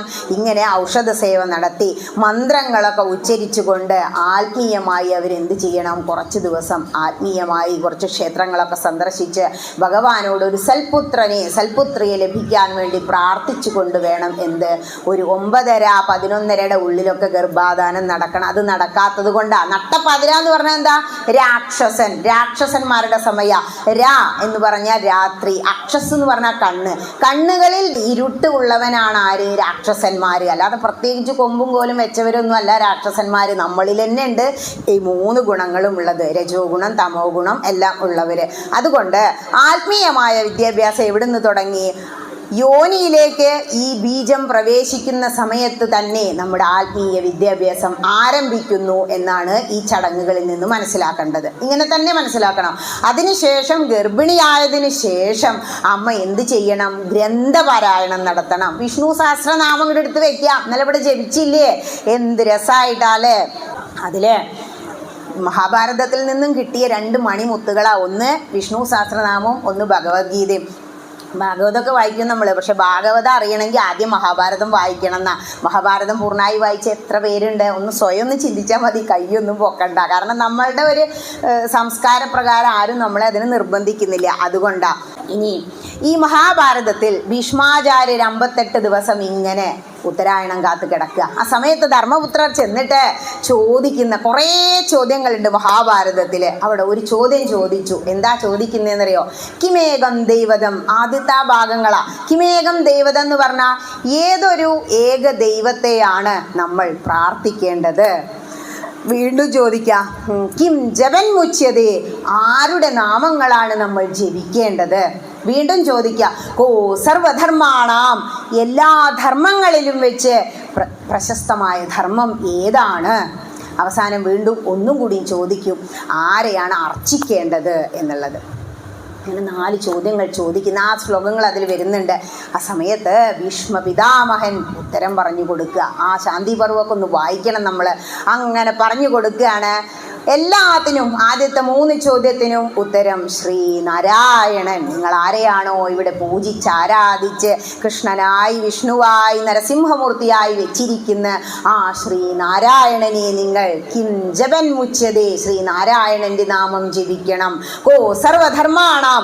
എല്ലാ ധർമ്മങ്ങളിലും വെച്ച് ഏറ്റവും പരമമായ ധർമ്മം ആ ശ്രീനാരായണന്റെ സ്തോത്രങ്ങൾ ജപിക്കുമ്പോൾ അർച്ചന നടത്തണം. നിങ്ങളിവിടെ വിളക്ക് പൂജ നടത്തിയോ? വിളക്ക് പൂജ നടത്തുമ്പോൾ മാത്രമാണ്. എന്തിനാ കൈ കിട്ടിയത്? കണ്ണനെ കാണാത്ത കണ്ണെന്തിനാ കണ്ണ, കണ്ണെന്തിനാ കണ്ണ, കണ്ണെന്തിനാ നിൻ പൂജ ചെയ്യാത്ത കയ്യെന്തിനാ കണ്ണ. അപ്പൊ ഈ കൈ എന്തിനാ കിട്ടിയത്? അങ്ങനെ അടിച്ചു പിന്നാലെ അതല്ല കിട്ടിയിരിക്കുന്നു. ഭഗവാൻ അർച്ചന നടത്താനാ. എങ്ങനെയാ അർച്ചന നടത്തിയേ? ആ പൂക്കൾ അങ്ങനെ എടുത്ത് ഈ ഹൃൽ കമലത്തിൽ ചേർത്ത് വെച്ച് ഓം വിഷ്ണവേ നമഃ കൈമലർത്തി. ഭഗവാന്റെ പാദങ്ങളാണ് ആ വിളക്കിന്റെ പാദങ്ങൾ എന്ന് സങ്കല്പിച്ച് അർച്ചന നടത്താൻ ആ കൈകൾ കിട്ടിയിരിക്കുന്നത്. അപ്പോൾ നിങ്ങൾ ജപിക്കുന്നത്, നിങ്ങൾ ചൊല്ലേണ്ടത് എല്ലാം ശ്രീനാരായണന്റെ നാമമാണ്. അതിൽ ചെയ്യേണ്ടുന്ന ധർമ്മം, നമ്മൾ എന്തൊക്കെ ധർമ്മങ്ങളാ ചെയ്യുന്നത് അല്ലേ? നമ്മൾ പറയും മക്കളെ നോക്കണ്ട്, നമ്മളെ ധർമ്മ, നമ്മളെ കടമയാ. ശരിയാ, നമ്മൾ കാരണം വന്നവരാ. പക്ഷേ പരമമായ ധർമ്മം എന്താണ് എന്ന് ചോദിക്കുമ്പോൾ ഭീഷ്മ പിതാമഹൻ പറഞ്ഞു കൊടുക്കുന്ന ഉത്തരമാണ്, നീ ആ സ്തോത്രങ്ങൾ ജപിക്കുമ്പോൾ ശ്രീനാരായണനെ ഭജിക്കുമ്പോൾ അർച്ചന നടത്തണം. ഇതാണ് പ്രധാനമായ ധർമ്മം എന്ന്. ഇത് നമ്മൾ മനസ്സിലാക്കണമെങ്കിൽ ഏതിലൂടെ പോകണം? ഓം വിശ്വം വിഷ്ണുർവഷട്കാരോ ഭൂതഭവ്യ ഭവത് പ്രഭു എന്നും പറഞ്ഞാൽ തുടങ്ങിയില്ലേ നിങ്ങൾ? 20 മിനിറ്റേ വേണ്ടൂ സഹസ്രനാമം ചൊല്ലാൻ. മനസ്സിൻ്റെ അസുഖം മാറ്റാൻ ഏറ്റവും നല്ല ഔഷധമാണ് വിഷ്ണു സഹസ്രനാമം. മറ്റസുഖത്തിനൊക്കെ നമുക്ക് മരുന്നുണ്ട് അല്ലേ? മനസ്സിനൊരു സുഖവും ഇല്ലെങ്കിലോ? നാരായണീയ അവസാനം എന്താ പറഞ്ഞത്? സ്ഫീതം ലീലാവതാരേരിതമിഹ ഗുരുദാമായുരാരോഗ്യ സൗഖ്യം. ആയുസ്സും ആരോഗ്യവും സുഖവും തരയണമേ കൃഷ്ണ. നമുക്കൊക്കെ എന്താ വിചാരം? നല്ല ആരോഗ്യം വേണം, സുഖമായിട്ട് ഇവിടെ കഴിയണം. എന്നിവിടെ കഴിയാൻ പറ്റുമോ? അത് പറ്റില്ല എന്നങ്ങോട്ട് മനസ്സിലാക്കിയാൽ നമ്മൾ ആത്മീയതയ്ക്ക് തന്നെ ഇങ്ങോട്ട് വരും. അപ്പം എങ്ങനെയാ? ഗർഭാധാനത്തിൽ തുടങ്ങി കുട്ടി അറിയുന്നൊന്നുമില്ല. പുറത്തേക്ക് ലോകത്തേക്ക് വരുമ്പോൾ നമ്മൾ ആദ്യം കുട്ടിയുടെ ചെവിയിൽ ഓങ്കാരം മുഴക്കും. ഈ ഓങ്കാരം മാത്രം മതി. പ്രണവാണ്. ഭഗവാനെ ഓങ്കാരം മാത്രം ജപിച്ച് മോക്ഷം നേടിയ എത്രയോ മുനീശ്വരന്മാരുണ്ട്. 3 തവണ 2 ചെവിയിലും ഓങ്കാരം മുഴക്കിക്കൊണ്ട് അവൻ്റെ ആത്മീയ ജീവിതം അവിടെ നിന്ന് ആരംഭിക്കും. അത് കഴിഞ്ഞാൽ അവനെ ഏകാശി നോൽപ്പിക്കുക. 28 ദിവസം അല്ലേ? ഒന്നും കൊടുക്കില്ല. പിന്നെ 28ാം ദിവസം എന്താ? അതുവരെ ഉപവാസമായി, അമ്മിഞ്ഞപ്പാല് മാത്രം. പിന്നെയാണ് ഏകാശി. ഒരു വാഴക്കട ഒരു കഷ്ണം അരച്ച് അല്ലേ, എന്താ തേനും വയമ്പും ഒക്കെ ചേർത്ത് നാവിൽ അങ്ങനെ കൊടുക്കും. അത് കഴിഞ്ഞ് 6-ാം മാസത്തിലാണ് രസം പ്രാശയാമി എന്നും പറഞ്ഞിട്ട് നാവില് നമ്മളെല്ലാ രസങ്ങളും ഓരോ രുചികളും അവനെ തൊട്ട് കൊടുത്ത് അറിയിക്കും. കുട്ടിക്ക് കൽക്കണ്ടത്തിൻ്റെ ഒന്നും ആവശ്യമില്ല, കുറുക്ക്, അവന് മധുരം അറിയില്ല. നമ്മൾ കുറച്ച് കിടക്കട്ടെ, കുറച്ച് നെയ്യും ചേർക്കും, എന്നിട്ട് കുട്ടിക്ക് കഫക്കെട്ടും തുടങ്ങും. ഇതല്ലേ സംഭവിക്കണേ. കുട്ടിക്ക് അമ്മിഞ്ഞപ്പാൽ മാത്രമേ വേണ്ടൂ, നമ്മളെല്ലാം കൂട്ടി അങ്ങോട്ട് കൊടുക്കും. ഇങ്ങനെയൊക്കെ ഒന്നിട്ട് കൊഴുത്തുരുണ്ട് അല്ലേ, കുറച്ച് വലുതായാലോ പിന്നെ വലിയാനായി ആഗ്രഹം. ഇതാണ് മനുഷ്യൻ്റെ ആഗ്രഹങ്ങൾ. ഓരോ നിമിഷം തോറും ഇങ്ങനെ മാറിക്കൊണ്ടിരിക്കും. എന്താ മായയാണേ, മായ കൊണ്ടല്ലോ വിശ്വമുണ്ടെന്ന് തോന്നിക്കുന്നു. നമുക്ക് തോന്നണത് അതൊന്നും ഇല്ലാത്രേ. പറഞ്ഞ ഒന്ന് നുള്ളി നോക്കൂലേ, നേരെ തന്നെയാണോ, അപ്പം ഞാൻ ഇവിടെ ഇല്ലേ, എന്താ വിചാരം, ഇതൊക്കെ ഞാൻ ഇവിടെ എന്നും ഇങ്ങനെ ഇതേപോലെ ഇരിക്കുന്ന എന്താ കഥ, മുത്തശ്ശിയോട് ചോദിക്കണം. അപ്പോഴാണ് മുത്തശ്ശി പറയാം, ഒന്നും വേണ്ട കുട്ടി, ഒന്നും വേണ്ടാത്ത ഒരു അവസ്ഥ. ഭാഗവതം അവസാനിപ്പിക്കുമ്പോൾ പരീക്ഷിത്ത് മഹാരാജാവ് ആ തക്ഷകൻ എന്ന സർപ്പം വരും എന്നറിഞ്ഞ് 7 ദിവസം പരീക്ഷിത്ത്, പേരനെ എന്താ പരീക്ഷണത്തിലൂടെ ഉണ്ടായ കുട്ടിയാ, ഗർഭത്തിൽ നിന്നും ഭഗവാൻ രക്ഷിച്ചു അശ്വത്ഥാമാവിൻ്റെ ബ്രഹ്മാസ്ത്രത്തിൽ നിന്ന്. എന്തിനാ, ഈ ശ്രീശുഖ ബ്രഹ്മർഷിയുടെ മുഖത്ത് നിന്നും ഭാഗവത അമൃതം കേൾക്കാനാണ്. നിങ്ങൾ ഭാഗ്യവാന്മാരല്ലേ. ആ ഗോകർണൻ്റെ കഥയൊക്കെ നിങ്ങൾ കേട്ടില്ലേ. ഗോകർണൻ അച്ഛന് ഉപദേശം കൊടുക്കുക, ആത്മദേവന്. നമ്മളതിലെ സംസ്കാരം നോക്കൂ. വ്യാസഭഗവാന് ശ്രീശുഖ ബ്രഹ്മർഷി അങ്ങോട്ട് ഉപദേശം കൊടുക്കുക, അച്ഛനെ ഉപദേശിക്കുന്ന മക്കൾ നമ്മുടെ സമൂഹത്തിൽ പണ്ടേ ഉണ്ടായിരുന്നു, ഇപ്പോഴും ഉണ്ടല്ലേ. ഫോണാണ്ട് കൊടുത്താൽ മക്കളാണ് ഇതൊക്കെ തോണ്ടിയിട്ട് അച്ഛനെ പഠിപ്പിക്കണില്ലേ. ഒരു കാലഘട്ടത്തിൻ്റെ മാറ്റം അത്രയേ ഉള്ളൂ. അവരെവിടുന്ന അപ്പോൾ ഇതൊക്കെ പഠിച്ച്, അവരൊക്കെ അത് ഓൾറെഡി പഠിച്ച് വന്നവരാ. ഇനി ആത്മീയത തുടങ്ങി, കുട്ടിയോ ഒന്ന് കമന്ന് വീണു, മലന്ന് വീണു. നമ്മുടെ ജന്മത്തെക്കുറിച്ച് നിങ്ങളൊന്ന് ചിന്തിച്ചു നോക്കൂ. ഏറ്റവും കുറഞ്ഞ ഇൻസ്റ്റിങ്ക്റ്റോട് കൂടി ജനിക്കുന്ന ജീവി മനുഷ്യനാണ്. ഇനി ഒരു പശു വീട്ടിലുണ്ട്, അതങ്ങോട്ട് പ്രസവിച്ചു. ആ കുട്ടി പശുക്കുട്ടി തട്ടിപ്പടഞ്ഞ് അപ്പം തന്നെ ഓടുകയെ. മനുഷ്യൻ്റെ കുട്ടിയോ, നമ്മൾ മലന്ന് വീണാൽ അവിടെ മലന്ന് കിടക്കും, അഥവാ കമന്നാ വീണ് അവിടെ കമന്ന് കിടക്കും അല്ലേ. 1-2 പോയാൽ ആര് സഹായിക്കണം, അച്ഛനോ അമ്മയോ, അല്ലെങ്കിൽ അവിടെ സെർവൻ്റ് ഉണ്ടെങ്കിൽ അവരോ സഹായിക്കണം. ഇത്രയും കുറഞ്ഞ ഇൻസ്റ്റിങ്ക്റ്റിൽ അച്ഛൻ്റെ അമ്മയുടെയും സഹായം ഇല്ലാതെ ഒന്നും ചെയ്യാൻ, മലമൂത്രത്തിൽ നിന്ന് മാറിക്കിടക്കാൻ പോലും വയ്യാതിരുന്ന ആ കുട്ടിയാണ് ഇന്നല്ലെങ്കിൽ നാളെ കൈ പിടിച്ചിട്ട് അമ്മയെ വൃദ്ധസദനത്തിലാക്കണേ. ഓരോ വൃദ്ധസദനത്തിലും പോയി നോക്കൂ, ഹൈന്ദവരാണ് ഏറ്റവും കൂടുതൽ. 1% തവനൂരൊക്കെ ചെന്നപ്പോൾ ഒരു ക്രിസ്ത്യനും ഒരു മുസ്ലിം ഒക്കെ ഉള്ളൂ, ബാക്കി ഫുള്ള് ഹിന്ദുക്കളാണ്. എന്താ കാരണം, ഞാൻ ടീച്ചറാണ്, റിട്ടയർഡായി, ഇന്നെ ആർക്കും വേണ്ട, ഞാൻ എൻ്റെ പെൻഷൻ ഇവിടെ കൊടുക്കണം, സുഖമായിട്ട് ജീവിക്കണം. ഈശ്വരീയമായ കാര്യങ്ങളൊന്നും അവിടെ നടക്കണമില്ല. അതാണ് വലിയൊരു സങ്കടം എനിക്ക് തോന്നിയത്. എവിടെയെങ്കിലും ജീവിച്ചോട്ടെ, അതാണ് ഈ ആശ്രമങ്ങളൊക്കെ ഉണ്ടാക്കി വെക്കാനുള്ള കാരണം. ഇനി ആത്മീയ ജീവിതം തുടങ്ങി, അമ്മയുടെ കൈ പിടിച്ചതേ കുട്ടി അമ്പലത്തേക്ക് ഇങ്ങോട്ട് വരും. നടക്കാറായി കഴിഞ്ഞാൽ അല്ലേ, ചോറൂണിനൊക്കെ കൊണ്ടുപോകുമ്പോൾ അറിയില്ലല്ലോ, അമ്മ ഇങ്ങനെ തൊഴുതാ കുട്ടി തൊഴും. എന്താ തൊഴുന്നതിൻ്റെ പൊരുള്, അമ്പലത്തേക്ക് കൊടന്നാലല്ലേ മനസ്സിലാവൂ. ടീച്ചറെ എല്ലാവരും അമ്പലത്തേക്ക് വരാനുള്ള കാര്യം പറയണം. ഇവിടെ ഇരിക്കുന്നവരോട് അത് പറയണ്ട, കാരണം എല്ലാവരും ഇവിടെ വന്നു. വരാത്തവരോട് ഇവിടെ ഇരുന്ന് പറഞ്ഞാലോ ഇതിലിട്ടാലും അവർ കേൾക്കൂല്ല. എന്താണെന്നറിയോ, മുജ്ജന്മ സുഹൃതം വേണത്രേ ഇങ്ങനെ ഒരു വേദിയിൽ എത്തിപ്പെടാൻ. ഒരു ക്ഷേത്രത്തിൻ്റെ പടി കടന്ന് നമ്മൾ അങ്ങോട്ട് കയറി വരണമെങ്കിൽ ഭഗവാന്റെ അനുഗ്രഹം വേണമെന്നാ, എങ്കിലേ നമുക്കൊരു ക്ഷേത്രത്തിൽ പോകാൻ തോന്നൂ. ഇപ്പം മനസ്സിന് ആകെ കൂടെ സംഘർഷങ്ങളാണ്. ഒരു വീട്ടിൽ നോക്കൂ, രാവിലെ മുതൽ വൈകുന്നേരം വരെ എത്ര നേരമാണ് നിങ്ങൾ ചിരിക്കണേ, വളരെ കുറച്ച് ടെൻഷനാ. കുട്ടിക്ക് സ്കൂളിൽ പോകാൻ നേരം വൈകി, സോക്സ് ഇടിയിച്ചിട്ടില്ല, ടിഫിൻ നിറച്ചിട്ടില്ല, ടെൻഷനോട് ടെൻഷനാ അല്ലേ. ഈ സംഘർഷങ്ങളെ ലഘൂകരിക്കാനുള്ള ഏറ്റവും നല്ല അവസ്ഥയാണ് എന്ത്, ക്ഷേത്രാന്തരീക്ഷം. ഈ ക്ഷേത്രത്തിലേക്ക് നിങ്ങൾ അതൊക്കെ ഒന്ന് ഒഴിവാക്കി 7 മണിക്ക് തന്നെ പരിപാടിയൊക്കെ ക്ലോസ് ചെയ്തു, നമ്മളതായിരിക്കണം മേശപ്പുറത്ത് എടുത്തോന്നും പറഞ്ഞ അമ്പലത്തേക്ക് ഇങ്ങോട്ട് വന്നു. ഇവിടെ അങ്ങോട്ട് കയറി മഹാദേവനെയൊക്കെ ഒന്ന് പ്രദക്ഷിണം വെച്ചു. ചിലപ്പോൾ നിങ്ങൾ കൃഷ്ണഭക്തനാണെങ്കിൽ ആ നരസിംഹമൂർത്തിയുടെ മുന്നിൽ പോയി നിന്ന് ഒന്നട് തൊഴുത് നമസ്കരിച്ചു. അയ്യപ്പ ഭക്തന്മാരുണ്ടാവും നടുവിൽ, അവിടെ ഗണപതി, എല്ലാവരും ഉണ്ട്. തൊഴുത് ആ പ്രദക്ഷിണ വഴിയിലൂടെ നിങ്ങളങ്ങനെ നടക്കുമ്പോൾ, ഒറ്റയ്ക്ക് നടക്കുമ്പോൾ ഭഗവാന്റെ ഒരു അനാഹത ശബ്ദം നിങ്ങൾക്ക് അനുഭവിക്കാൻ കഴിയും. 1-2 ദിവസം കൊണ്ടൊന്നും ഇല്ല കേട്ടോ. ആ ഒരു ശാന്തമായ അവസ്ഥ മനസ്സിനെ ശാന്തമാക്കാൻ ആത്മീയതയ്ക്ക് മാത്രമേ കഴിയൂ. സംഘർഷങ്ങളെ ലഘൂകരിക്കാൻ പ്രാർത്ഥനയ്ക്ക് കഴിയുന്ന, നിങ്ങൾ ആകെ പ്രശ്നങ്ങളാണെങ്കിൽ ആ ഗീതങ്ങൾ എടുത്തു വെച്ചിട്ട് 2-ാം അധ്യായം ഇങ്ങോട്ട് തുറന്നു നോക്കൂ. അതിൽ ആത്മാവിനെ കുറിച്ച് മാത്രമാണ് പറയുന്നത്. ഗുരുനഹത്വാഹി മഹാനുഭാവാൻ ശ്രേയോ ഭോക്തും ഭക്ഷ്യമപീഹ ലോകേ ഹത്വാർത്ഥകാമാംസ്തു ഗുരുനിഹൈവ ഭുഞ്ജീയ ഭോഗാൻ രുധിരപ്രദിഗ്ധാൻ. എന്ത് സുഖ, കേൾക്കുമ്പോൾ നല്ല സുഖ സംസ്കൃത ശ്ലോകങ്ങള്. പക്ഷേ എന്താ ഇവിടെ പറയുന്നതെന്നറിയോ, അർജുനൻ ചോദിക്കുക കൃഷ്ണനോട്. നമ്മൾ തന്നെയാണ് ഈ അർജുനന്മാരെ. രാവിലെ നീച്ച കുട്ടീനോട് സ്കൂളിലേക്ക് പോവാം, എനിക്ക് വയ്യ അല്ലേ, മടിയാണ്. ദാണ്ഡീവം ശ്രംസതേ ഹസ്താൽ ഒക്കെ താഴെട്ടോ പെൻസിലും പേനയൊക്കെ. അവനങ്ങനെ ഇരിക്കും, ഞാൻ ഇന്ന് പോവില്ല, അങ്ക പിന്നെ അമ്മയും കുട്ടി. ഇതന്നെ അർജുനൻ പറയാണ്, എനിക്ക് വയ്യ യുദ്ധം ചെയ്യുക. എന്താ കാരണം? ഗുരൂനഹത്വാഹി, നമ്മുടെ ഗുരുക്കന്മാരായ ഭീഷ്മാചാര്യർ, ദ്രോണാചാര്യർ, നമ്മുടെ ബന്ധുക്കളൊക്കെ അല്ലേ അപ്പുറത്ത് നിൽക്കണേക്ക് വയ്യ. കൃഷ്ണ സൂചി കുത്താൻ ഇടം തരില്ല എന്ന് പറഞ്ഞു. അവ പറഞ്ഞു വാട മക്കളെ പൊട്ടിക്കടാന്ന് പറഞ്ഞ് വിളിച്ചു കൊടുന്നതാണ്. കൃഷ്ണൻ അങ്ങോട്ട് പോയി വിളിച്ചു കൊടുന്നത് അക്ഷൗഹിണിപ്പടയൊക്കെ ചോദിച്ച് 11 കൗരവർ കൊണ്ടുപോയി. ബാക്കിയുള്ളതേ നമുക്കുള്ളൂ, അതൊക്കെ മതി, കൃഷ്ണൻ കൂടെ വന്നാൽ മതി. അത് മഹാഭാരതം തന്നെ നമുക്ക് പറഞ്ഞു തരാം. എന്താ പറഞ്ഞത്? യഥോ ധർമ്മസ്തോ ജയ. അവിടെ വേറൊന്നും കൂടിയും പറഞ്ഞു, യഥോ കൃഷ്ണ സ്തോ ജയ. കൃഷ്ണൻ എവിടെ ഉണ്ടോ അവിടെ ജയണ്ട് എന്നാണ്. നിറയെ കൃഷ്ണന്മാരവിടെ, ഇവിടെ ഏത് ആചാര്യൻ വന്നിരുന്നാലും ജയിക്കും. അതാണ് ഭഗവാന്റെ ഒരു മഹിമ എന്ന് പറയുന്നത്. കൃഷ്ണൻ തലക്കിൽ പോയി നിന്നൂത്രേ അർജുനൻ അവിടെ ഇരിക്കുക. അപ്പോഴാണ് ഇയാൾ വരുന്നത്. ആരെ? ആദ്യം വന്നു ദുര്യോധനൻ. ദുര്യോധനൻ അവിടെ നിന്നു. ഉണർന്നപ്പോൾ ആരെ കണ്ട്? ദുര്യോധനെ കണ്ടു. അപ്പോൾ എന്താ വന്നേ? യോഗനിദ്രയിലായിരുന്നു. അപ്പോൾ കൃഷ്ണ അങ്ങയുടെ പടയൊക്കെ, അക്ഷൗഹിണി പടയൊക്കെ ഞങ്ങൾക്ക് തരണം. അതിനെന്താ, കൊണ്ടുപോയിക്കോളൂ, ഭഗവാന്റെ കാര്യം അത്രയേ ഉള്ളൂ. ഒന്ന് അങ്ങോട്ട് ചോദിക്കണം, നിങ്ങൾ ഈ പടി കടന്നൊന്നും ഇങ്ങോട്ട് വരണം, എന്നിട്ടാ ശംഭോ മഹാദേവ എന്നൊന്ന് അങ്ങോട്ട് വിളിക്കണം. എങ്ങനെയാ ശിവക്ഷേത്രത്തിലേക്ക് പ്രവേശിക്കുക? ഇങ്ങനെ ഞങ്ങൾ പുറകിൽ കൂടെ വന്ന് മുന്നിലൂടെ വരുമ്പോൾ ആദ്യം അവിടെ പുറത്ത് വലിയ മഹാക്ഷേത്രങ്ങളാണെങ്കിൽ ഒരു നന്ദികേശ്വരൻ ഉണ്ടാവും. ഞങ്ങളുടെ തിരുവേപ്ര അമ്പലത്തിലൊക്കെ ആ നന്ദിയെ തൊഴുത് വലതു ഭാഗത്ത് നിന്ന് ശ്രീലകത്തേക്ക് നോക്കി തൊഴണം. എന്നിട്ട് നന്ദിയെ ഇടതുഭാഗത്തൂടെ പ്രദക്ഷിണ ദിശയിലൂടെ വന്ന് അകത്തേക്ക് കയറുമ്പോൾ അവിടെ ചണ്ടൻ പ്രചണ്ഡൻ എന്ന് പറയുന്ന ദ്വാരപാലകന്മാരുണ്ട്. ഇടവും വലവും നോക്കി അവരുടെ സമ്മതം വാങ്ങണം മഹാദേവന്റെ ക്ഷേത്രത്തിലേക്ക് കയറുമ്പോൾ. എന്നിട്ട് വേണം അകത്തേക്ക് പ്രവേശിക്കാൻ. അകത്തേക്ക് വന്നാലോ അവിടെ കണ്ടു ഭഗവാന്റെ കഴുത്താണ് ആ മുഖമണ്ഡപം എന്ന് പറയുന്നത്.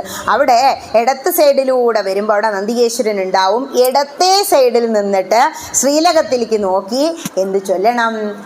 ശ്രീ രുദ്രചക്രം സ്തോത്രത്തിൽ പറയുന്ന ഓം നമഃ ശിവായ എന്ന മന്ത്രം ചൊല്ലണം. അത് രുദ്രത്തിൽ വരുന്നതാണ്, അതായത് വേദമന്ത്ര. ഈ മന്ത്രം ഒന്നും അറിയില്ല പറയും കുട്ടികൾ. ഏത് ക്ഷേത്രത്തിൽ വന്നാലും ആ ദേവന്റെ മന്ത്രം ചൊല്ലണം.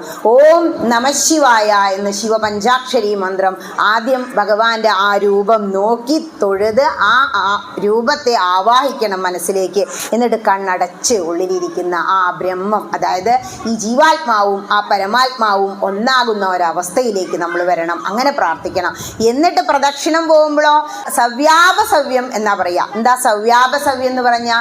മഹാദേവന്റെ ക്ഷേത്രത്തിൽ ആദ്യം പ്രദക്ഷിണായിട്ട് ബലിക്കല്ലുണ്ടെങ്കിൽ ബലിക്കല്ല് നമ്മുടെ വലത് കൈയിന്റെ ഭാഗത്ത് വരുന്ന തരത്തിൽ പ്രദക്ഷിണം ചെയ്യണം. എന്നിട്ടോ പിറകിൽ ചെന്നാൽ അവിടെ ആരാ ഉള്ളത്? മുന്നിൽ വരും മഹാദേവനാ, പിറകിലാണെങ്കിലോ മഹാദേവനും ഭാര്യയും കുട്ടികളും. അതെ, ഓം ഹ്രീം നമഃശിവായ. അപ്പോൾ കുടുംബസമേതമായി അങ്ങനെ പ്രാർത്ഥിക്കണം. മുകളിലേക്ക് നോക്കി താഴികക്കുടം നോക്കി ഇങ്ങനെ തൊഴുമ്പോൾ നമ്മുടെ ശരീരം ഒരു ക്ഷേത്രത്തെ പോലെ ആയിരിക്കും. അത് കഴിഞ്ഞ് വന്ന ഓവ് മുറിച്ച് കിടക്കരുത്. ശിവന്റെ അമ്പലം ഒരു യജ്ഞശാലയാണ്. ഈ യജ്ഞശാലയിലെ യജ്ഞദേവനാണ് ശ്രീ മഹാദേവൻ. ഏതൊരു യജ്ഞം നടത്തുമ്പോൾ യജ്ഞഭാഗൻ ആർക്കാന്നറിയോ? മഹാദേവനാ. ഭാഗവതത്തിൽ വരുന്നുണ്ട് ആ കഥ. ഇനി അതും കഴിഞ്ഞ് ഇങ്ങോട്ട് വരുമ്പോൾ ശിവാഗമ ചൂടാമണിയിൽ പറയുന്നുണ്ട്, സോമസൂത്രം ന ലംഘയേത്. സോമസൂത്രം മുറിച്ച് കിടക്കരുത്. അതുകൊണ്ടാണ് ഓവ് മുറിച്ച് കിടക്കാതെ പ്രദക്ഷിണം വെക്കുന്നത്. പിന്നെയോ അപസവ്യം. സവ്യം എന്ന് പറഞ്ഞാൽ പ്രദക്ഷിണ, അപസവ്യം എന്ന് പറഞ്ഞാൽ അപ്രദക്ഷിണായി വന്ന് മഹാദേവനെ തൊഴണം. ഏത് ഭഗവാനെ തൊഴുമ്പോഴും ആ മൂർത്തിയുടെ മന്ത്രം നമ്മുടെ മനസ്സിലുണ്ടായിരിക്കണം. പ്രദക്ഷിണം ചെയ്യുമ്പോഴും ആ നാമം ഉണ്ടായിരിക്കണം. പ്രസാദം വാങ്ങിക്കുമ്പോൾ ദക്ഷിണ വെക്കണം. എത്രയാണെന്നൊന്നും ഇല്ല, എന്തെങ്കിലും ഒരു ദ്രവ്യം. അത് അത്രയും വലിയ കർമ്മങ്ങളാണ് അതിനുള്ളിൽ നടക്കുന്നത്. നമ്മുടെ ഏതാണോ ഉപാസനാമൂർത്തി ആ മൂർത്തിയുടെ നാമജപത്തോടുകൂടി പ്രസാദം സ്വീകരിക്കുക. അപ്പോൾ കൃഷ്ണനാണെങ്കിൽ ഓം നമോ നാരായണായ അഷ്ടാക്ഷരി മന്ത്രായില്ലേ, മഹാദേവൻ ഓം നമഃശിവായ. കാരണം എപ്പോഴും നമ്മൾ ഭഗവാനെ സ്മരിക്കണം എന്നാ ഭഗവാൻ ഗീതയിൽ പറയുന്നത്. എന്താ? തസ്മാൽ സർവേഷു കാലേഷു മാമനുസ്മര. എല്ലാ സമയത്തും എന്നെ സ്മരിക്കണം. അങ്ങനെ ആവുമ്പോഴോ മാമനുസ്മരച്ചിത്തം മയ്യേവ പ്രവിലീയതേ. എന്നെ സ്മരിക്കുന്ന ആ മനസ്സ് എന്നിൽ തന്നെ വിലയം പ്രാപിക്കുന്നു. ഇത്രയല്ലേ നമുക്കും വേണ്ടൂ. എന്താ വേണ്ടേ? എന്താ കുട്ടി ജീവിതത്തിൻ്റെ ലക്ഷ്യം? സുഖിച്ച് ജീവിക്കണം അല്ലേ? അതല്ല, മോക്ഷം നേടണം. ജീവിതത്തിൻ്റെ ആത്യന്തിക ലക്ഷ്യം എന്ന് പറയുന്നത് മോക്ഷ. കാരണം ജ്ഞാനപാനയിൽ പറയുന്നുണ്ട്, നമുക്ക് എത്രയോ ജീവികളായി ഈച്ച ചത്ത് പൂച്ച പഴുതാരയായി പട്ടിയായി എങ്ങനെ കിട്ടി? മനുഷ്യജന്മം കിട്ടി. ഈ മനുഷ്യജന്മം എത്രയോ സുഹൃതത്തിന് ശേഷം കിട്ടിയതാ. അതെന്ത് ചെയ്യരുത്? ഉപനിഷത്ത് പറയുന്നുണ്ട്, മഹതോ വിനഷ്ടി, ഹേ മഹത്തുക്കളെ, ഈ മർത്യജന്മം കിട്ടിയിട്ട് നിങ്ങളത് നഷ്ടപ്പെടുത്തി കളയരുത് എന്നുള്ളത്. എന്തുകൊണ്ടാ? നമ്മൾ ആരും എന്ത് ചെയ്യുന്നില്ല? ഈശ്വരീയമായ കാര്യങ്ങൾ ചെയ്യുന്നില്ല. സുന്ദരമായ ഒരവസരമാണ് ഈ മനുഷ്യജന്മം. അതിലും അപ്പുറം ഏതാ യുഗം? 4 യുഗങ്ങളെ കുറിച്ച് അറിയാലോ. ചതുർയുഗങ്ങളെ കുറിച്ചൊക്കെ ഇതിൽ പറയും, മന്വന്തരങ്ങളെ കുറിച്ചൊക്കെ പറയും ഭാഗവതം.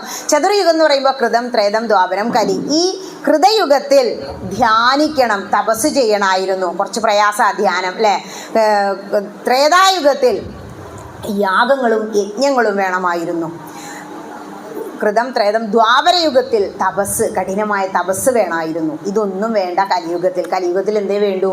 നാമജപം മാത്രം മതി. ഇവിടെ ഇരുന്ന് ഇങ്ങനെ നാമം ജപിക്കുക. സന്ധ്യ ആകുമ്പോൾ, അപ്പോൾ കുട്ടി വലുതായി പറഞ്ഞില്ലേ, അമ്പലത്തിൽ കൊടുന്നു പ്രദക്ഷിണം അങ്ങനെയൊക്കെ വെപ്പിച്ചു, വീട്ടിൽ കൊണ്ടുപോയി. കുട്ടി അങ്ങനെ സന്ധ്യയായി പറയാം, അമ്മ നാമം ചൊല്ലടാ, നാമം ചൊല്ലടാ. അമ്മയൊപ്പം ഇരുന്ന് ചൊല്ലണേ, അത് ചൊല്ലില്ല. മറ്റു മതസ്ഥരെ നോക്കൂ, കൂട്ടമായിട്ടാണ്, കുടുംബ പ്രാർത്ഥനയാണ്. ഒപ്പം ഇരിക്കണം. പുല്ലായ കെട്ടിട്ട് കുട്ടികളൊക്കെ പിടിച്ചിരുത്തുക. അച്ഛൻ ജോലിയൊന്നും കഴിഞ്ഞ് വന്നില്ലേലും അമ്മയ്ക്ക് ചെയ്യാം. അമ്മയാണ് ആ കുടുംബത്തിനെ ആത്മീയതയിലേക്ക് നയിക്കുക. അതുകൊണ്ടാണ് ഇപ്പൊ മാതൃസമിതിയും ഒരു യൂത്ത് വിങ്ങും ഒക്കെ ആയപ്പോൾ നിങ്ങളുടെ അമ്പലം ഉഷാറായില്ലേ? അതാണ് അമ്മ കരുതിയ സ്ത്രീ ശക്തിയാണ്. മഹാദേവന്റെ ശക്തി ആരാ?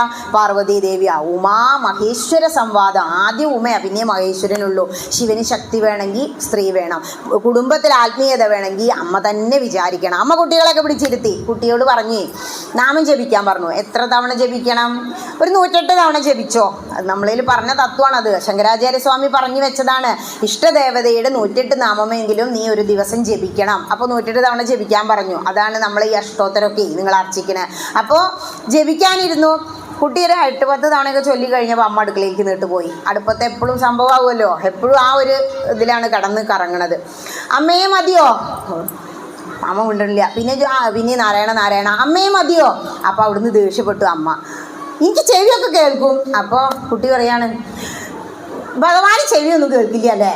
അപ്പം എന്താ? അല്ല ഞാൻ എത്ര തവണ ഇതിങ്ങനെ ജപിക്കണു, നാരായണ എന്തിനും 108 തവണയൊക്കെ വിളിക്കണേ. 2 തവണ വിളിച്ചപ്പോൾ അമ്മയ്ക്ക് ചെവി കേൾക്കും, എനിക്കും ചെവി കേൾക്കും, ഭഗവാനും ചെവി കേൾക്കും. ഞാൻ നിർത്തുകയാണ്. ഇതാണ് അവസ്ഥ. കുട്ടിയോട് പറയാണ്. ഇത് ചോദിക്കുന്നു ആ അമ്മയ്ക്ക് ഉത്തരമില്ല. ടീച്ചർ എന്താ ഇതിനുള്ള ഉത്തരം? അതിന് വലിയ ഒരു ഉത്തരമുണ്ട്. നമ്മൾ ആവർത്തനങ്ങൾ നമ്മളുടെ ആത്മീയതയെ ഉത്തേജിപ്പിക്കും എന്ന് മനസ്സിലായില്ലല്ലോ. നമ്മളൊരു നാമം ഇവിടെ ഇങ്ങനെ ഇന്ന് ജപിച്ചു, ഒരാൾ മാത്രം ജപിച്ചു. പക്ഷേ ക്ഷേത്രത്തിൽ എന്തിനാ മാതൃസമിതി ഉണ്ടാക്കിയേ? ഒരമ്മ മാത്രം അവിടെ ഇരുന്ന് ചൊല്ലുമ്പോൾ അമ്മയ്ക്കും വലിയ സുഖമൊന്നും ഉണ്ടാവില്ല. എല്ലാവരും ഇതേ തൊഴുത് നമസ്കരിച്ച് പോകണം, ഞാൻ മാത്രം ഇങ്ങനെ എന്ന് വിചാരിക്കും. അല്ലെങ്കിൽ ഇതിനെ പട്ടേരിപ്പാടാവണം അങ്ങനെ ഇരുന്ന് എഴുതണമെങ്കിൽ. ഇവിടെ മാതൃസമിതി എല്ലാവരും ഉണ്ട്. ഒരു യൂണിഫോം സെറ്റും കൊണ്ടൊക്കെ ആകുമ്പോൾ ഒരു ഉഷാറായില്ലേ. എന്നിട്ട് പിന്നെ എന്ത് ചെയ്തു? അവിടെ ഇരുന്നു. അന്ന് നമുക്ക് 30 തിങ്കളാഴ്ചയല്ലേ, ലളിതാ സഹസ്രനാമം അങ്ങോട്ട് ജപിക്കാം, എന്തായാലും വേണ്ടിയില്ല. അവിടെ ഇരുന്നു. ഓം ശ്രീ മാതാ ശ്രീ മഹാരാജ്ഞി 1000 നാമങ്ങളായില്ലേ. അങ്ങനെ 1000 നാമങ്ങൾ സഹസ്രനാമം ജപിച്ചുകൊണ്ടിരിക്കുമ്പോൾ, കൂട്ടമായി ജപിക്കുമ്പോൾ എല്ലാവരുടെ മനസ്സിലും ഒരു പ്രത്യേക വൈബ്രേഷൻ ഉണ്ടാകും. ആത്മീയതയിൽ നന്നായി ഒരു ഉത്തേജനം കൊടുക്കണമെങ്കിൽ ആവർത്തനം ആവശ്യമാണ്. ക്ലിയറായോ? ആവർത്തിച്ചുകൊണ്ടിരിക്കണം. അപ്പോൾ നമ്മൾ പണ്ട് പറയും, എൻ്റെ അമ്മ തരാത്ത നായരോട് വിടാതെ ഇറക്കണമെന്ന്. കാരണം എത്ര ചോദിച്ചാലും തരില്ല. എന്നും വന്ന് മഹാദേവനോട്, ഇപ്പോൾ പെൺകുട്ടികൾ 30 തിങ്കളാഴ്ചയൊക്കെ നോറ്റു, ഒരിക്കലും നോറ്റു, ഉപവാസം എടുത്തു, എന്നിട്ടൊന്നും ശരിയാവില്ല. എന്താണ്? ചൊവ്വേണേ, നേരെ ചൊവ്വേ നടക്കണം എന്നാ പറയാ. പക്ഷെ ജാതകത്തിൽ ചൊവ്വയാണെന്നും പറയും. അപ്പം എന്താ മഹാദേവ ചെയ്യാ? എൻ്റെ അമ്മയും അച്ഛനും ബുദ്ധിമുട്ടിലായി, ഒന്നും ശരിയാവണില്ല. അപ്പോൾ 1 തവണ വിളിച്ചു, 2 തവണ വിളിച്ചു, ഒരു 11 30 തിങ്കളാഴ്ച, ഒരു 4 പ്രദോഷം, ഒരു ശനി പ്രദോഷമൊക്കെയാണ് നോറ്റപ്പോൾ കല്യാണം ശരിയായി. എന്താ? ചോദിച്ചുകൊണ്ടേ ഇരിക്കുകയാണ്. TTCക്ക് പോകുന്ന കുട്ടികളോട് ഡ്രിൽ എന്ന് പറയും. നമുക്ക് ഡ്രിൽ പറഞ്ഞാൽ കളിപ്പീരീഡാ അല്ലേ? പക്ഷേ ഡ്രിൽ എന്ന് പറഞ്ഞാൽ റിപ്പീറ്റേഷനാണ്, ആവർത്തനം ചെയ്യണം എന്നാ. പഠിക്കുന്ന കാര്യം നമ്മൾ ആവർത്തിക്കുമ്പോഴല്ലേ നമുക്ക് പഠിക്കുന്നത്. അതുപോലെ നാമം ആവർത്തിച്ച് ചൊല്ലിയാലേ നിൻ്റെ മനസ്സിനെ, ആത്മീയതയെ, ആത്മാവിനെ ഉണർത്താനും ഉയർത്താനും കഴിയൂന്ന് കുട്ടിക്ക് പറഞ്ഞു കൊടുക്കണം. ഇങ്ങനെ ഒരുപാട് പ്രശ്നങ്ങൾ അമ്മമാർ പറയാറുണ്ട്. സത്സംഗം എന്നൊരു ഗ്രൂപ്പ് തന്നെ ഉണ്ട് സംശയം തീർക്കാനേ. യൂട്യൂബ് ചാനൽ തുടങ്ങിയപ്പോൾ എല്ലാവർക്കും സംശയം. കമൻറ്റ് ബോക്സിലല്ലേ, ഉത്തരമില്ല, റേഡിയോ പോലെ. അപ്പോൾ എന്ത് ചെയ്തു?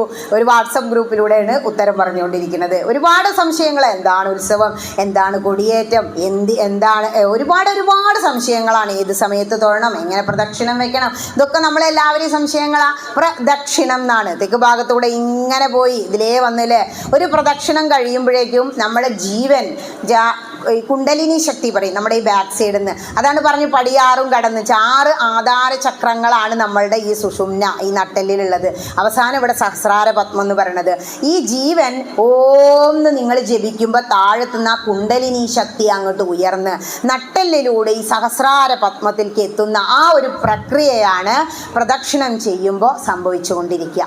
മഹാദേവന്റെ ക്ഷേത്രത്തിൽ വരുമ്പോൾ അത് മുക്കാലെത്തുമ്പോഴേക്ക് തന്നെ പൂർത്തിയാവും. അതുകൊണ്ടാണ് അത് മുറിച്ച് കടക്കരുത് പറയുന്നത്. ഛർദി, തലവേദന ഒക്കെ ഉണ്ടാവും. പണ്ട് രാജാവിൻ്റെ കഥ ഉണ്ടല്ലോ, അതുകൊണ്ടാണ് അത് മുറിച്ച് കടക്കരുത് പറയുന്നത്. പിന്നെ തിരിച്ചു വരുമ്പോൾ വീണ്ടും അത് താഴേക്ക് ഇറങ്ങി വീണ്ടും പ്രദക്ഷിണം വെക്കുമ്പോൾ മുകളിലേക്ക് കയറും. ഇതാണ് പ്രദക്ഷിണം വെക്കുമ്പോൾ സംഭവിക്കുന്നത്. ഈ ഓങ്കാരത്തെ ഉണർത്തി ഉയർത്താൻ, നമ്മുടെ ജീവനെ ഉയർത്താൻ പ്രദക്ഷിണത്തിന് കഴിയും.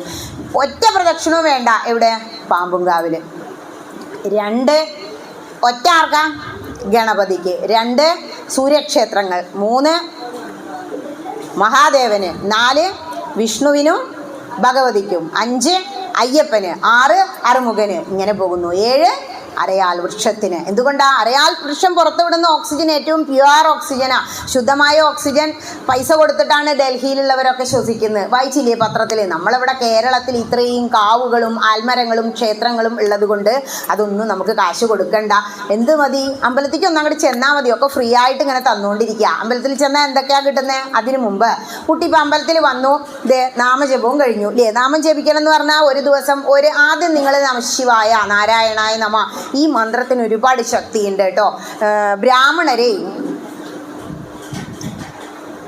സന്ധ്യാവന്ദനം ചെയ്യും വേദം പഠിച്ചു കഴിഞ്ഞാൽ. വേദം ക്ലാസ്സിൽ വേദം കുറച്ച് സൂക്തങ്ങൾ പഠിച്ചു കഴിയുമ്പോൾ ഉപനയനം എന്ന് പറയും അവരുടെ ചടങ്ങ്. വേദം കുറച്ച് മന്ത്രങ്ങൾ പഠിച്ച് ശ്രീ രുദ്രം പഠിപ്പിക്കുമ്പോൾ അതും ചൊല്ലിക്കഴിയുമ്പോഴാണ് ആചാര്യൻ കുട്ടികളോട്, അത് കുട്ടി എന്ന് പറഞ്ഞാൽ എല്ലാ പ്രായക്കാരും നമുക്ക് ഈ പഠിക്കുന്നവർ കുട്ടികളാണ്, ഒരാഴ്ച എന്നും ഒരേ സമയത്ത് ഇപ്പോൾ രാവിലെ ഉദിക്കുമ്പോൾ 6:15 ഗായത്രി ജപിക്കാൻ പറയും 21 തവണ. ഈ ഒരാഴ്ച അത് കഴിയുന്ന കുട്ടിക്ക് സന്ധ്യാവന്ദനം ഉപദേശിച്ചു കൊടുക്കും. ഈ സന്ധ്യാവന്ദനത്തിൽ പഞ്ചപാത്രവും താലവും ഗ്ലാസ്സും ഒക്കെ ആയിട്ട് വന്ന ഈ സ്പൂണ് കൊണ്ട് വലത്തെ കയ്യിലേക്ക് വെള്ളം എടുത്തിട്ട് ആദ്യം ജപിക്കുന്ന മന്ത്രം ഓം അച്യുതായ നമഃ, ഓം അനന്തായ നമഃ, ഓം ഗോവിന്ദായ നമഃ. നമ്മൾ സന്ധ്യയ്ക്ക് എന്താ കുട്ടിയെ ചൊല്ലിക്കുന്നത്? നമ്മളെ പൂർവികർക്ക് അതറിയായിരുന്നു. നമഃശിവായ, നാരായണായ നമ, അച്യുതായ നമ, അനന്തായ നമ, അമൃതായ നമ, ഗോവിന്ദായ നമ അല്ലേ? അപ്പോൾ ഈ ബ്രാഹ്മണർ ചെയ്യുന്ന സന്ധ്യാവന്ദനാണ് കുട്ടി എന്ത് സന്ധ്യയ്ക്ക് ചെയ്തുകൊണ്ടിരിക്കുന്നത്? സന്ധ്യാവന്ദനായിട്ട് ചെയ്തുകൊണ്ടിരിക്കുന്നത്. അതുകൊണ്ട് അതിന് നിസ്സാരമായിട്ട് കാണണ്ട. എന്ത് അതൊക്കെ ഒന്ന് വിചാരിച്ചിട്ട് കുറേ അങ്ങ് എത്തുമ്പോൾ അതൊന്നും ഡ്രോപ്പ് ചെയ്യരുത്. നമ്മൾ പഠിച്ചതും അറിഞ്ഞതും ആയ എല്ലാ ഉപാസനകളും ഒപ്പം വയ്ക്കുക. ഇവിടെയാണ് ഉപാസന തുടങ്ങുന്നത്. സന്ധ്യാവന്ദനത്തോടുകൂടി അല്ലെങ്കിൽ നാമജപം തുടങ്ങുന്നതോടുകൂടി ഒരു കുട്ടിയുടെ ജീവിതത്തിൽ ആത്മീയതയിൽ ഉപാസന തുടങ്ങും. എങ്ങനെയാ ഉപാസന? ഉപാസനയ്ക്ക് ആദ്യം ഒരു ഉപാസനാമൂർത്തി വേണം. ആരാ ഉപാസനാമൂർത്തി? ചിലർക്ക് കൃഷ്ണനാവും. ഇപ്പം കൃഷ്ണൻ എന്ന് പറഞ്ഞാലും രാമൻ എന്ന് പറഞ്ഞാലും ശിവൻ എന്ന് പറഞ്ഞാലും എല്ലാം ഒന്നാണെന്ന് ആദ്യം മനസ്സിലാക്കി കൊടുക്കണം. കാരണം മഹാഭാരതം പറയും ആകാശാത് പതിതം തോയം യഥാ ഗച്ഛതി സാഗരം സർവദേവ നമസ്കാരം കേശവം പ്രതിഗച്ഛതി. ഇനിയിപ്പോൾ മഹാദേവ ക്ഷേത്രം അല്ലേ, എൻ്റെ ആള് കൃഷ്ണനെ ആച്ചിട്ട് ഇവിടെ വന്നിരിക്കാൻ പേടിക്കൊന്നും വേണ്ട. മഹാദേവനും കൃഷ്ണനും ഒക്കെ ഒന്ന് തന്നെയാണ്. ഓങ്കാരമായ പൊരുൾ 3ആയി പിരിഞ്ഞുടനെ ഓം എന്ന പ്രപഞ്ചത്തിലെ പ്രണവമന്ത്രം പിരിഞ്ഞ് ബ്രഹ്മം വിഷ്ണു മഹേശ്വരന്മാരുണ്ടായി 3 ഒന്നാണ് മനസ്സിലാക്കുക. 33 ദേവതകൾ ഉണ്ടെങ്കിൽ സ്വർണം എന്ന് പറഞ്ഞാൽ എന്താ? ഒരു മഞ്ഞ ലോഹല്ലേ. ഇപ്പൊ മാല, വള, രൂപം മനസ്സിൽ വേറെ വന്നില്ലേ? എല്ലാം അൾട്ടിമേറ്റ്ലി ഉരുക്കിയാൽ എന്താ? സ്വർണം തന്നെയല്ലേ? അങ്ങനെ പറഞ്ഞ് മനസ്സിലാക്കി കൊടുക്കുക. അങ്ങനെ അവന് കൃഷ്ണനോടാണ് ഏറെ ഇഷ്ടമെങ്കിൽ കൃഷ്ണന്റെ അഷ്ടോത്തരം ജപിച്ചോളാൻ പറയാ. ഓം നമോ ഭഗവതേ വാസുദേവായ. ഭാഗവതത്തിൽ വരും. ധ്രുവന് എന്താ നാരദ മഹർഷി പറഞ്ഞു കൊടുത്തേ? കുട്ടി പോവാണ്. എങ്ങടാ പോണേ? ഞാനേ തപസ് ചെയ്യാൻ പോവാ. 5 വയസ്സായ കുട്ടി. തപസ്സോ? ഈ പ്രായത്തിലോ? ഞാൻ തപസ് ചെയ്യാൻ പോവാ. അമ്മ പറഞ്ഞു തപസ് ചെയ്താ ഭഗവാൻ ഭഗവാൻ എല്ലാം തരും. എനിക്ക് എന്താ അത്ര വലിയ കാര്യം, കുട്ടിക്ക് 5 വയസ്സിൽ വേണ്ടേ, എൻ്റെ അച്ഛൻ്റെ മടിയിലൊന്നും ഇരിക്കണം, അത്രേ വേണ്ടൂ, വലിയ കാര്യമൊന്നുമില്ല. അപ്പം അതിനാണോ ഇപ്പോൾ തപസ് ചെയ്യുന്നത്? വരൂ ഞാൻ കൊണ്ടുപോവാം അച്ഛനെ, ഞാൻ പറഞ്ഞ് മനസ്സിലാക്കാം. അല്ലല്ല, എനിക്ക് തപസ് എന്നെ ചെയ്യണം, ശ്രീനാരായണനെ കാണണം. മന്ത്രം അറിയോ? ഈ മന്ത്രമൊന്നും അറിയില്ല, ഞാൻ തപസ് ചെയ്യാൻ പോവുക. അങ്ങനെ ശ്രീനാരദ മഹർഷി എന്ത് പറഞ്ഞു കൊടുത്തു? ഓം നമോ ഭഗവതേ വാസുദേവായ, ദ്വാദശാക്ഷരി മന്ത്രം ഉപദേശിച്ചു. ശ്രീ നരസിംഹമൂർത്തിയുടെ മുന്നിലെത്തുമ്പോൾ, ആ പ്രദക്ഷിണ വഴിയിലെത്തുമ്പോൾ ഓം നമോ ഭഗവതേ വാസുദേവായ എന്ന ദ്വാദശാക്ഷരി മന്ത്രമോ അഷ്ടാക്ഷരി മന്ത്രമായ ഓം നമോ നാരായണായ എന്ന മന്ത്രമോ ജപിക്കണം. അങ്ങനെ കുട്ടി ഈ 2 മന്ത്രം, ഇത് രണ്ടും ഭഗവാന്റെ മൂലമന്ത്ര. ഓം കൂട്ടി അവസാനം നമ എന്ന് വരുമ്പോൾ എന്തായി? ഭഗവാന്റെ മൂലമന്ത്രമായി. അതങ്ങനെ ജപിക്കുക. സന്ധ്യയ്ക്ക് ഏതാണോ കുട്ടിക്ക് ഏറ്റവും ഇഷ്ടമുള്ള മൂർത്തിയെങ്കിൽ നമശിവായ നാരായണായ നമ കഴിഞ്ഞാൽ ആ മന്ത്രം 108 തവണ ജപിക്കാൻ പഠിപ്പിക്കുക. ഇങ്ങനെ ഒരു 5 വയസ്സൊക്കെ കഴിയുമ്പോൾ കുട്ടിക്ക് എഴുതാനും വായിക്കാനും ഒക്കെ അറിയുമ്പോൾ എന്ത് ചെയ്യാം? ജ്ഞാനപ്പാന കയ്യിൽ വെച്ച് കൊടുക്കുക. Simple to complex. ആദ്യം തന്നെ ബ്രാഹ്മണരെ പോലെ നീയും വേദം പഠിക്കുക പറഞ്ഞാൽ കുട്ടി അത് ഡ്രോപ്പ് ചെയ്യും, ഗീത പഠിക്കുക പറഞ്ഞാൽ കുട്ടി അത് എടുത്ത് വിട്ട് പോവും. കാരണം മനസ്സിലാവില്ല. മലയാളിക്ക് നമുക്ക് മനസ്സിലാവുന്ന ഭാഷ ഏതാ? തുഞ്ചത്ത് എഴുത്തച്ഛൻ എന്തിനാ അത്രയും വലിയ വാൽമീകി രാമായണം, ഈ ഭാഗവതത്തിനേക്കാളുള്ള 3 എണ്ണം ഉണ്ട് എന്ത് വാൽമീകി രാമായണം, അതിനെ ഈ ഒരു കറന്നെടുത്ത് എന്ത് ചെയ്തു? കുഞ്ഞൊരു എഴുത്തച്ഛൻ രാമായണം ആക്കി നമുക്ക് തന്നത് മലയാളിക്ക് വേണ്ടിയിട്ടാണ്. അപ്പം എന്ത് ചെയ്യണം? ആദ്യം ജ്ഞാനപ്പാന വായിക്കുക. ജ്ഞാനപ്പാന എന്തൊക്കെയാ പറയുന്നത്? അങ്ങോട്ട് വിളിച്ചാൽ പറയും എനിക്ക് സമയമില്ല, ആകെ കൂടെ പ്രശ്നങ്ങളാണ് ടീച്ചറെ, സമയമില്ല. എന്താ പറയുന്നത്? അതിന് കാരണം എന്താ? നമ്മയൊക്കെയും ബന്ധിച്ച സാധനം കർമ്മമെന്നറിയേണ്ടതു മുമ്പിനാൽ. ഒരു 4 മണിക്ക് നീക്കണം, കർമ്മങ്ങളൊക്കെ ചെയ്തു പുറത്ത് വെച്ചാൽ നമുക്ക് പോകുന്നൂടെ? നമ്മളാണ് നമ്മുടെ കാര്യങ്ങൾ തീരുമാനിക്കുക. നമ്മുടെ സുഖവും ദുഃഖവും തീരുമാനിക്കുന്നത് ആരാ? നമ്മുടെ മനസ്സാണ്. ശരീരം നമ്മളെ ബുദ്ധിമുട്ടിക്കുന്നില്ല, അതല്ല അസുഖം വന്നെങ്കിലേ ഉള്ളൂ. മനസ്സാണ് എല്ലാ ടെൻഷനും ഉണ്ടാക്കുന്നത്. അയ്യോ സപ്താഹം തുടങ്ങി, ഞാൻ മാതൃസമിതിയിൽ അംഗമാണ്, പോവാൻ പറ്റണില്ല അല്ലെ, പല്ലുറുമ്പൽ തുടങ്ങും. പറ്റാത്തത് എന്താ? നേരത്തെ എഴുന്നേൽക്കണം. എന്നിട്ട് അവരൊക്കെ പറഞ്ഞ് മനസ്സിലാക്കുക. ഇന്നെ കാര്യം ചെറിയ കുട്ടികളുള്ളവർക്ക് നടക്കില്ല കേട്ടോ, കുറച്ച് മുതിർന്ന് കഴിഞ്ഞാൽ അവർക്ക് പറഞ്ഞാൽ മനസ്സിലാവും. ഇപ്പം പിന്നെ വെക്കേഷൻ ടൈം ആയതുകൊണ്ട് നിങ്ങൾക്ക് ആ പ്രശ്നമൊന്നുമില്ല, സ്കൂൾ പ്രശ്നമൊന്നുമില്ലല്ലോ, കുട്ടികളൊക്കെ വേണമെങ്കിൽ വിരുന്നും പോയിണ്ടാവും. ഭഗവാന്റെ അനുഗ്രഹമാണ് ഇങ്ങനെയൊക്കെ സമയത്തൊരു സപ്താഹമാണ് കിട്ടുക. സപ്താഹം, അഹം എന്ന് പറഞ്ഞാൽ പകല, ശരിക്കും സന്ധ്യ വരെയാണ് സപ്താഹം എന്നാ പറയുക. ദീപാരാധനയ്ക്ക് ശേഷം ഉണ്ടാവാറില്ല, എവിടെയും അത്ര തന്നെയാവും. ഇന്ന് കുറച്ച് നീണ്ടു തോന്നുന്നു. അത് കഴിഞ്ഞാൽ ഒരു ദിവസം പ്രതിഷ്ഠാദിനവും ഇങ്ങനെ ചേർത്ത് വെച്ചത് നിങ്ങൾ ഭാഗ്യവാന്മാരല്ലേ. ഒരാഴ്ച 8 ദിവസം ഇവിടെ തന്നെ. ഇതിലും വലിയൊരു പരമാനന്ദം എന്താ? കാരണം ജീവിതത്തിൻ്റെ ആത്യന്തിക ലക്ഷ്യം എന്ന് പറയുന്നത് ഇതുപോലെയുള്ള ക്ഷേത്ര സന്ദർശനം. ഈ ക്ഷേത്ര അന്തരീക്ഷത്തിൽ ഈശ്വര കഥകൾ കേട്ടിരിക്കുക, അതാണ് ഉപാസനയിൽ 2ാമത്തത്. ആദ്യം ഉപാസന പറഞ്ഞ ഒരു ഉപാസനമൂർത്തി ഉണ്ടാവുക. ഒരുപാട് കഥകൾ പണ്ടൊക്കെ ചോറൂരിലങ്ങനെ ഒപ്പി ഉടച്ച് ഉരുട്ടി വായക്ക് വെക്കുമ്പോൾ പണ്ടേ കൃഷ്ണനും രാമനും അല്ലെ, ആ കഥയായിരുന്നു. ഇപ്പം എന്താ? ഈ തോണ്ടിക്കുറി വെച്ചിട്ട് അതന്നെ കുട്ടിയുടെ സ്വഭാവം അല്ലേ. അതാണ് പ്രശ്നം. ആ കഥകളൊന്നും കുട്ടിക്ക് കിട്ടുന്നില്ല. മഹാഭാരതത്തിൽ ഒരുപാട് എന്താ പറയുക മുത്തുമണികളായ കഥകളുണ്ട്, അത് പറഞ്ഞു കൊടുക്കണം. ചാണകത്തിൻ്റെ പവിത്രത എന്താണ്? മൃത്യുദേവി ആരാണ്? എന്തിനാണ് ഈ ജന്മം കിട്ടിയത്? എന്താണ് ഇതൊക്കെ ഇങ്ങനെയാവാൻ കാരണം? ഇതൊക്കെ മഹാഭാരതം നമുക്ക് പറഞ്ഞു തരുന്നുണ്ട്. ഈ കഥകളായിരുന്നു മുത്തശ്ശി പണ്ട് പറഞ്ഞു കൊടുത്തപ്പോൾ മുത്തശ്ശി തന്നെ ഇല്ല അല്ലേ. 2 കുട്ടിയാകുമ്പോഴേക്കും മാറി കഴിഞ്ഞു. പിന്നെ അച്ഛനും അമ്മയ്ക്കും തിരക്കാ, കുട്ടീനെ ശ്രദ്ധിക്കാനേ ആർക്കും സമയമില്ല. അതുകൊണ്ട് ആ കുട്ടികളൊക്കെ പോയി മതം മാറി വഴിതെറ്റി. എന്തൊക്കെ പ്രശ്നങ്ങളാ ഹൈന്ദവന്. കാരണം അടുക്കും ചിട്ടയില്ല. പൂർവികരെന്തിനാ ക്ഷേത്രങ്ങൾ നിർമ്മിച്ച്? ഈ ക്ഷേത്രവുമായി ബന്ധപ്പെട്ട് നമ്മുടെ ജീവിതം ആത്മീയമായി ചിട്ടപ്പെടുത്താനാ.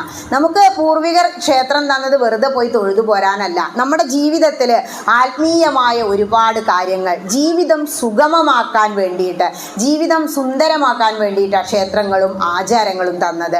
ആചാരങ്ങളും അനുഷ്ഠാനങ്ങളും എന്ന് പറയുമ്പോൾ ഏതൊക്കെയാ? അപ്പോൾ ഹൈന്ദവൻ്റെ ആചാരങ്ങൾ ഏതൊക്കെയാ? നമ്മൾ ഒരുപാട് കാര്യങ്ങൾ, ഏകാദശി, ഇവിടെ നിങ്ങൾ ഷഷ്ടി ഒക്കെ ആഘോഷിക്കാറുണ്ടോ? ഷഷ്ടിയല്ല, ഇവിടെ പ്രദോഷം അല്ലേ. പ്രദോഷം, ശനി പ്രദോഷം ഒക്കെ കേമാക്കണം. പ്രദോഷം ഏറ്റവും ലളിതമായിട്ട് മഹാദേവനെ നമുക്ക് കിട്ടുന്ന ഒരു ചടങ്ങാണ്.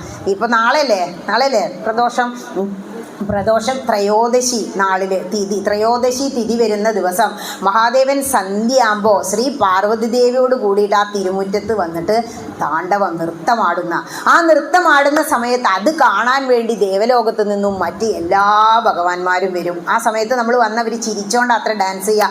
നമുക്ക് എല്ലാ ദേവന്മാരുടെയും ദേവിമാരുടെയും അനുഗ്രഹം കിട്ടും. അതിനാ പ്രദോഷം നോൽക്കണേ. ഈ പ്രദോഷം നോറ്റ് ഇവിടെ വന്നിരുന്ന്, ഇപ്പോൾ ഇവിടെ നിങ്ങൾക്ക് സ്ഥിരം ഒരു സ്റ്റേജ് ഇല്ല തോന്നുന്നു അല്ലേ, ഉണ്ടോ? അപ്പോൾ അങ്ങനെ വേണ്ട. ഇവിടെ ഉള്ള സ്ഥലത്താണ്ട് പുല്ലായിട്ടിരുന്നിട്ട് നമഃശിവായ മന്ത്രം അല്ലെങ്കിൽ എന്ത് ചെയ്യുക, അഷ്ടോത്തരം ഉണ്ട്. ഒരുപാട് ദേവന്മാരുടെ അഷ്ടോത്തരം 15 രൂപയുള്ളൂ. ആ അഷ്ടോത്തരത്തിൽ ശിവ അഷ്ടോത്തരം അങ്ങോട്ട് ജപിക്കുക, ദുർഗ അഷ്ടോത്തരം ജപിക്കാം. ഇവിടെ ഓരോ ദേവന്മാരുടെ ഇപ്പോൾ കൃഷ്ണൻ്റെ അഷ്ടോത്തരം, വിഷ്ണു അഷ്ടോത്തരം ജപിക്കുക. അങ്ങനെ നിങ്ങൾ നാമം ചൊല്ലിന് കേട്ടുകൊണ്ട് മഹാദേവൻ ആ നൃത്തമാടുന്നതൊന്ന് ചിന്തിച്ചു നോക്കൂ. ഇതിലും വലുതായിട്ടൊന്നുമില്ല. അപ്പോൾ പ്രദോഷം നോൽക്കുക. ഇവിടെ ആകുമ്പോൾ പ്രദോഷം, അപ്പുറത്തായ എന്തായി ഏകാദശി, ഭഗവതിക്കായ എന്തായി പൗർണമി, നവരാത്രി. ഇനി നമ്മൾ ആഘോഷങ്ങളെ നോക്കൂ. നവരാത്രി, ഓണം, വിഷു, തിരുവാതിര, ഇതൊക്കെ എന്താ ഈശ്വര കഥകളുമായി ചേർത്ത് വെച്ചിരിക്കല്ലേ. ഇത് തന്നെയാണ് മറ്റു മതസ്ഥരും ചെയ്യുന്നത്. അവരെന്ത് ആഘോഷം ഉണ്ടെങ്കിലും അപ്പം അത് എന്ത് ചെയ്യും, അവരുടെ ദേവാലയവുമായി ചേർത്ത് വെച്ചിട്ട് അങ്ങോട്ട് പോകും. ഇവിടെ വിഷുവിന് എത്ര പേര് വന്നു, വിഷു കൈനീട്ടം വാങ്ങാം. നിങ്ങളെന്നെ സ്വയം ഇങ്ങനെ ഒരു സെൽഫ് ഇൻട്രോസ്പെക്ഷൻ നടത്തൂ. നമ്മളെ ജീവിതം എന്തുമായി ബന്ധപ്പെടുത്തിയിട്ടുണ്ടായിരിക്കണം, ഏറ്റവും അടുത്തുള്ള ക്ഷേത്രവുമായി ബന്ധപ്പെടുത്തി ജീവിക്കുക. ഒരുപാട് ക്ഷേത്രങ്ങളുണ്ടാവും, പക്ഷേ ഭഗവാൻ നമ്മളെ ഈ ഭാഗത്ത് കൊണ്ടുവന്ന് ജനിപ്പിച്ചെങ്കിൽ ഈ ദേവർക്ക് നമ്മളോട് ഒരു വല്ലാത്ത കണക്ഷൻ ഉണ്ടെന്ന് മനസ്സിലാക്കുക. നമുക്കെല്ലാം എന്താ വലുത്, ഹായ് ചോറ്റാനിക്കര പോകണം, അല്ലെങ്കിൽ ഇവിടെ പോകണം, ഗുരുവായൂർ പോകണം, ഇതൊക്കെ കേമായി. ഇവിടെ തൊഴാതെ ഗുരുവായൂർക്കണ്ട് ചെന്നാൽ അവിടെ നിർത്തും ഭഗവാൻ. ഒരു 4 മണിക്കൂർ നിൽക്കുക അവിടെ. അവിടെ തന്നെ നരസിംഹമൂർത്തി ഉണ്ടല്ലോ, തൊഴാൻ വന്നില്ലല്ലോ, അവിടെ നിർത്താറില്ലേ. നേരെ മറിച്ചാണ്ട് ചെന്ന് നോക്കൂ. ഞാൻ ആ വൈശാഖത്തിലെ ഏട്ടൻ പറഞ്ഞു കൊണ്ടുമില്ല, കൊടിമരത്തിൻ്റെ ഒട്ടിൽ നിന്ന് തൊഴിച്ചാൽ മാത്രമേ കൊണ്ടുപോകുള്ളൂ. അതെങ്കിലും അത് ഞാൻ പോവാന്ന് വിചാരിച്ചു. അവിടെ ചെന്നപ്പോൾ ദേ അഴിയും കുറ്റിയിട്ടോടത്ത് കൂടെ അങ്ങ് നീങ്ങി പോണു. സമയമൊന്നും വേണ്ട, ദേ അങ്ങ് എത്തി. 8:30 തൊഴുതിറങ്ങി. കർക്കിടകത്തിലും ഇതേപോലെ മുന്നിൽ ആപ്ലിക്കേഷൻ വെച്ചു. ഒറ്റയ്ക്ക് പോകാൻ വയ്യാണ്ടല്ല, പക്ഷേ സ്കൂട്ടറുമ്പോൾ പോകുമ്പോൾ 7 മണിക്ക് അവിടെ എത്തുമല്ലോ, അതിന് വേണ്ടിയിട്ടാണ്. ഷോർട്ട് കട്ടിലൂടെ ബാബ പറഞ്ഞു അകത്ത് കയറില്ല, കർക്കിടക കൊടിമരച്ചോട്ടിൽ. അതെങ്കിൽ അത് അവിടെ ചെന്നപ്പോഴോ ഒരു തിരക്കൂല്ല, ഒറ്റ പോക്കാണ്. അവിടെ ഉണ്ട് തിരുമേനി ഉണ്ട് അറിയുന്നത്. കൃഷ്ണൻ തിരുമേനി പറയും ടീച്ചർ വന്നാൽ വിളിക്കൂട്ടോ, ക്യൂ നിൽക്കണ്ട. പക്ഷെ മനസ്സിനൊരു കുത്ത.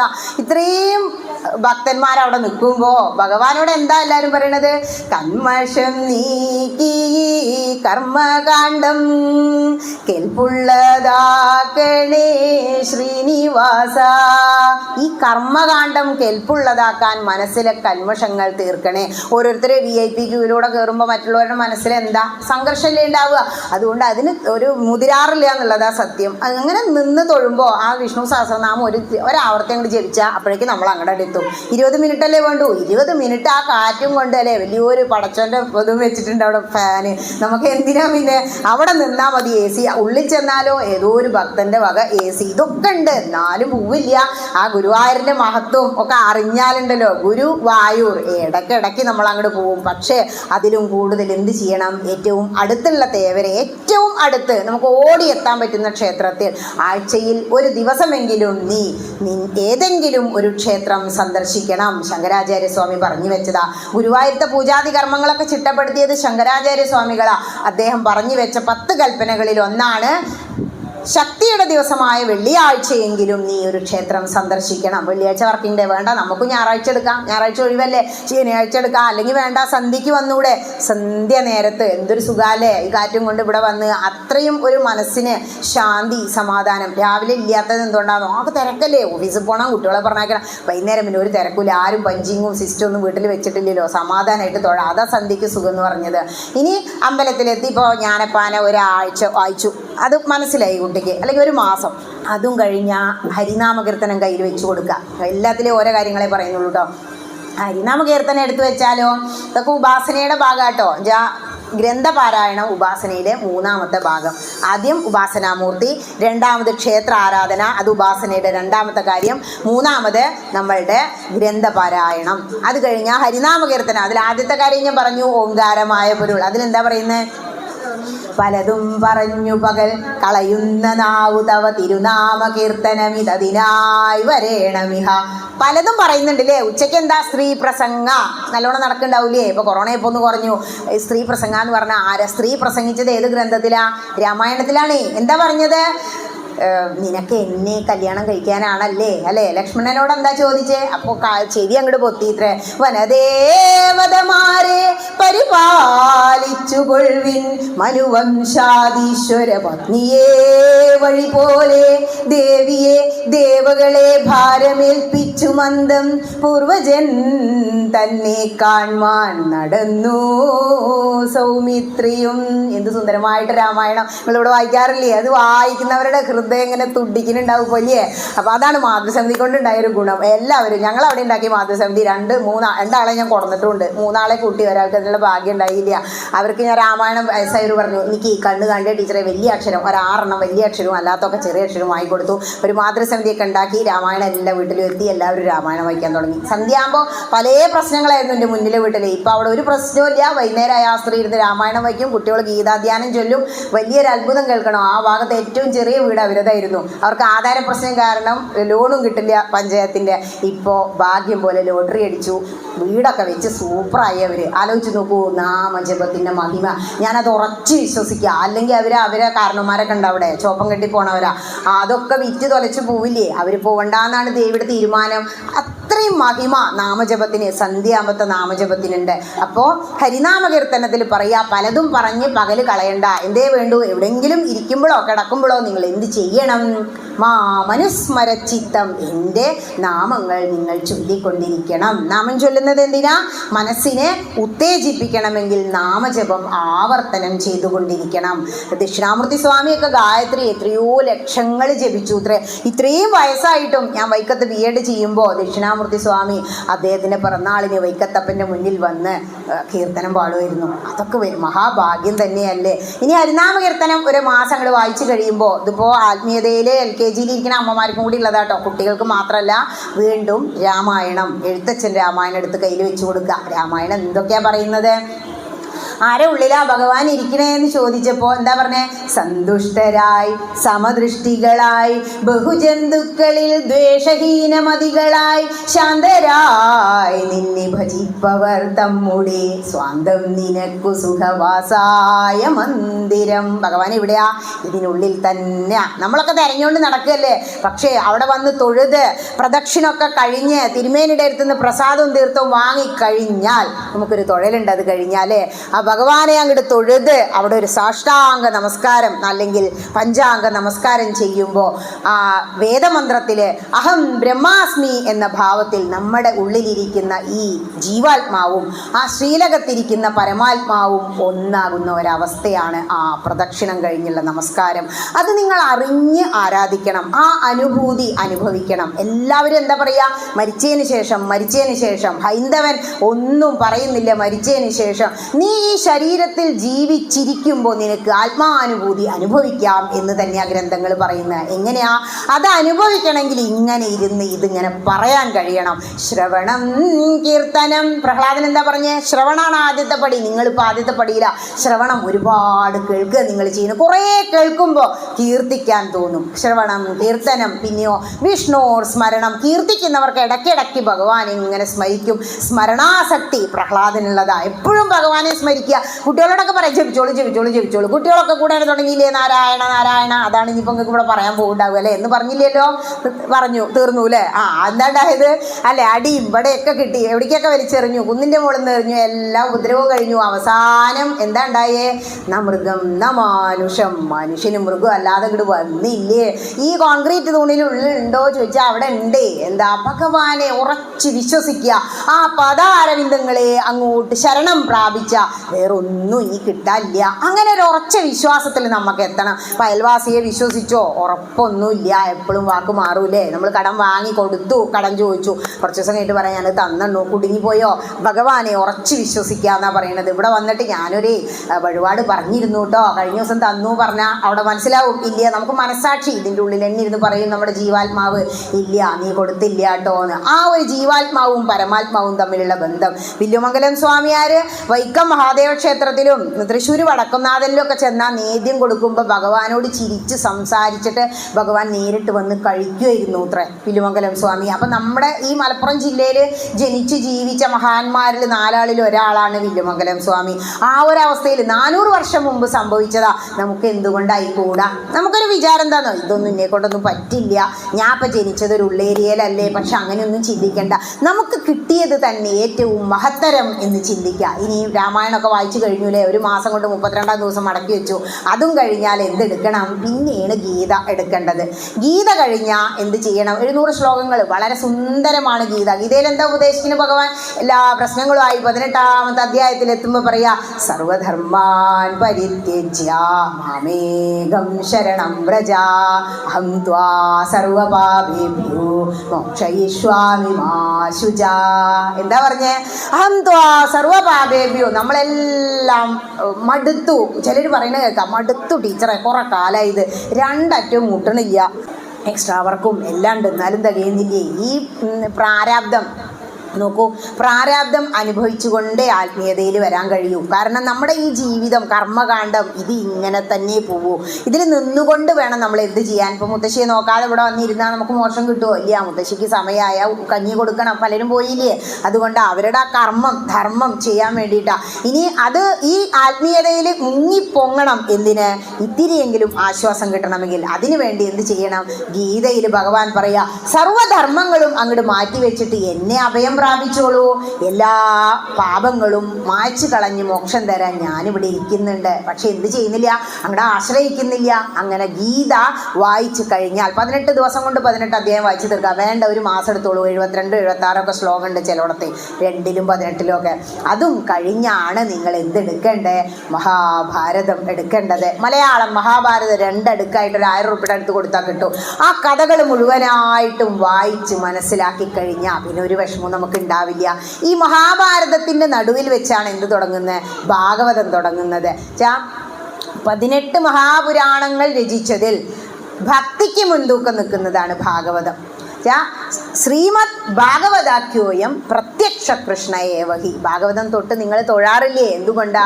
അത് ഭഗവാൻ തന്നെ. കലികാലം വരെയാണ്, കലിയുഗം തുടങ്ങാൻ പോവുക, ഭഗവാൻ സ്വർഗാരോഹണത്തിന് ഇരിക്കുക. ഉദ്ധവർക്കൊക്കെ സങ്കടമായി. അപ്പോൾ ഭഗവാൻ പറയാണ്, വിഷമിക്കേണ്ട, കലികാലത്തെ ഭക്തജനങ്ങൾക്ക് വേണ്ടി അവരെ രക്ഷിക്കാൻ ഞാൻ തന്നെ ഭാഗവതത്തിലേക്ക് അങ്ങോട്ട് ആവേശിച്ചു കൊള്ളാം. അതുകൊണ്ടാണ് ഭാഗവതം പ്രത്യക്ഷ കൃഷ്ണനാന്ന് പറയുന്നത്. ഭാഗവതത്തിലൂടെ അങ്ങനെ പോകുമ്പോഴാണ് അവതാരങ്ങളെ കാണുക. അവതാരങ്ങളൊക്കെ ചോദിക്കുമ്പോൾ കുട്ടികൾക്ക് പല സംശയങ്ങളാണ്. അപ്പോൾ നിങ്ങൾ അമ്മമാർ പറഞ്ഞു കൊടുക്കണം. നിന്നെ സ്കൂളിൽ എന്താ പഠിപ്പിച്ച്? ജലത്തിൽ നിന്നും ജീവൻ ഉണ്ടായി എന്ന് പഠിപ്പിച്ചില്ലേ? ആദ്യത്തെ അവതാരം എന്താ? മത്സ്യാവതാരം ജലത്തിലല്ലേ? കുട്ടി കമന്നിട്ട് ആദ്യം തുഴയല്ലേ ചെയ്യാറുള്ളത്? അതുപോലെ രണ്ടാമത്തത് കൂർമ്മം, ഉഭയജീവികൾ ഉണ്ടായി എന്ന് പഠിപ്പിച്ചില്ലേ ടീച്ചർ? അത് തന്നെയാണ് ജലത്തിലും കരയിലും ജീവിക്കുന്ന കൂർമ്മം. ആമ അവതരിച്ചു, ഭഗവാൻ ആമയായി വന്ന് ആ മന്ദിരം പൊക്കുന്ന കഥ ഭാഗവതത്തിൽ നിങ്ങൾ കാണും. അതും കഴിഞ്ഞിട്ട് പിന്നെ വന്നത് എന്താ? മത്സ്യകൂർമ്മ വരാഹജ. വരാഹം എന്താ? പന്നിയായിട്ട് മൃഗങ്ങളുണ്ടായി. എത്ര കറക്റ്റായിട്ടാ നോക്കൂ. നമ്മുടെ സയൻസ് പറഞ്ഞു വെച്ചതെല്ലാം നമ്മുടെ ഗ്രന്ഥങ്ങളിലുണ്ട്. ഭൂമി ഉരുണ്ടിട്ടാന്ന് ഭൂഗോള വർണ്ണനാന്ന് വായിച്ചാൽ നമുക്ക് മനസ്സിലാവും. എന്നിട്ട് പിന്നെ ആര് പറയേണ്ടി വന്നു? കോപ്പർനിക്കസ് വന്ന് പറയേണ്ടി വന്നു നമ്മൾ എടുക്കാൻ. ഇപ്പം അമേരിക്കയിൽ എന്താ ചെയ്യുന്ന അറിയോ? ആത്മീയത വേണമെന്ന് മനസ്സിലാക്കി ആത്മീയതയ്ക്ക് വേണ്ടി അവർ ജോലി സ്ഥലത്ത് 20 മിനിറ്റ് ഗായത്രി അല്ലെങ്കിൽ ഗീത വെക്കാൻ തീരുമാനിച്ചു. വണ്ടികളിൽ യാത്ര ചെയ്യുമ്പോഴും അവർ കേൾക്കുന്നത് വേദമന്ത്രങ്ങളാണ്. നമ്മൾ തട്ടുപൊളിപ്പം പാട്ടും മുട്ടുപൊളിപ്പം പാട്ടും വെച്ച് വണ്ടി മുട്ടുമ്പോഴാണ് ചിന്തിക്കുക, അയ്യോ ഇത് വേണ്ടിയിരുന്നില്ല അല്ലേ, മുക്കാവല എന്താന്ന് പോലും ഇല്ല അല്ലേ. പാട്ടുകൾ തന്നെ നിങ്ങളൊന്ന് നോക്കൂ. പാട്ടിൽ എന്താ പറയുന്നത്? മാംഗല്യം തന്തനാന, ജീവിതം തുന്തനാന. അതെന്നെ മനസ്സിലാക്കാം, അത്രയേ ഉള്ളൂ പറയുന്നത്. അപ്പോൾ നമ്മളെ മാംഗല്യം വലിയ സന്തോഷമാണ് കുട്ടികൾക്കൊക്കെ. അത് കഴിഞ്ഞിട്ടുള്ള ജീവിതത്തിലേക്ക് പ്രവേശിക്കുക വളരെ ബുദ്ധിമുട്ടാണ്. അത് ഓരോരുത്തരും കറക്റ്റായിട്ട് കവികൾ എഴുതി വെച്ചിരിക്കുക. പണ്ടുള്ള കവികൾ ഇങ്ങനെ ഗ്രന്ഥങ്ങളിൽ എഴുതി വെച്ചു. ആ ഗ്രന്ഥങ്ങളിൽ എഴുതി വെച്ചതാണ് ഭൂഗോള വർണ്ണന. നമ്മൾ മനസ്സിലാക്കിയില്ല. നമ്മുടെ ആര്യഭടന് ഏതോ കാലത്ത് അതിന് മുമ്പേ പറഞ്ഞതാ ഭൂമി ഉരുണ്ടിട്ടാന്ന്. ആരും എടുത്തില്ല. അപ്പോൾ സായിപ്പന്മാർ വേദം കേൾക്കുന്നുണ്ടെന്ന് അറിഞ്ഞപ്പോൾ പിന്നെ നമുക്ക് കേമായി. അവർ ചീനൊക്കെ നമ്മൾ ചെയ്യാം. അപ്പോൾ 20 മിനിറ്റ് ജോലി സ്ഥലത്ത് ഗീത വെക്കണമല്ലേ, അല്ല ഗായത്രി ജപിക്കണമല്ലേ, ശരി ഞങ്ങളും ചെയ്യാം. ഇതാണ് നമ്മളെ അവസ്ഥ. അവർ ചെയ്തതേ നമ്മൾ ചെയ്യൂ. പക്ഷേ ലോകം മുഴുവൻ ഭാരതത്തിൻ്റെ പിറകെ, ഭാരതത്തിൻ്റെ സംസ്കാരത്തിന് പിറകെ, നമ്മളോ അവർക്ക് പിറകെ. നമ്മുടെ വൃന്ദാവനം കാണാൻ വിദേശികൾ എത്രയാ വരുന്നത്. നിങ്ങൾ മാതൃസമിതി കൂട്ടായ്മ വെച്ച് ഒരു വൃന്ദാവന യാത്രക്കാണ്ട് വെക്കൂ, ആചാര്യയുടെ ഒക്കെ കൂടെ അങ്ങോട്ട് പോവൂ.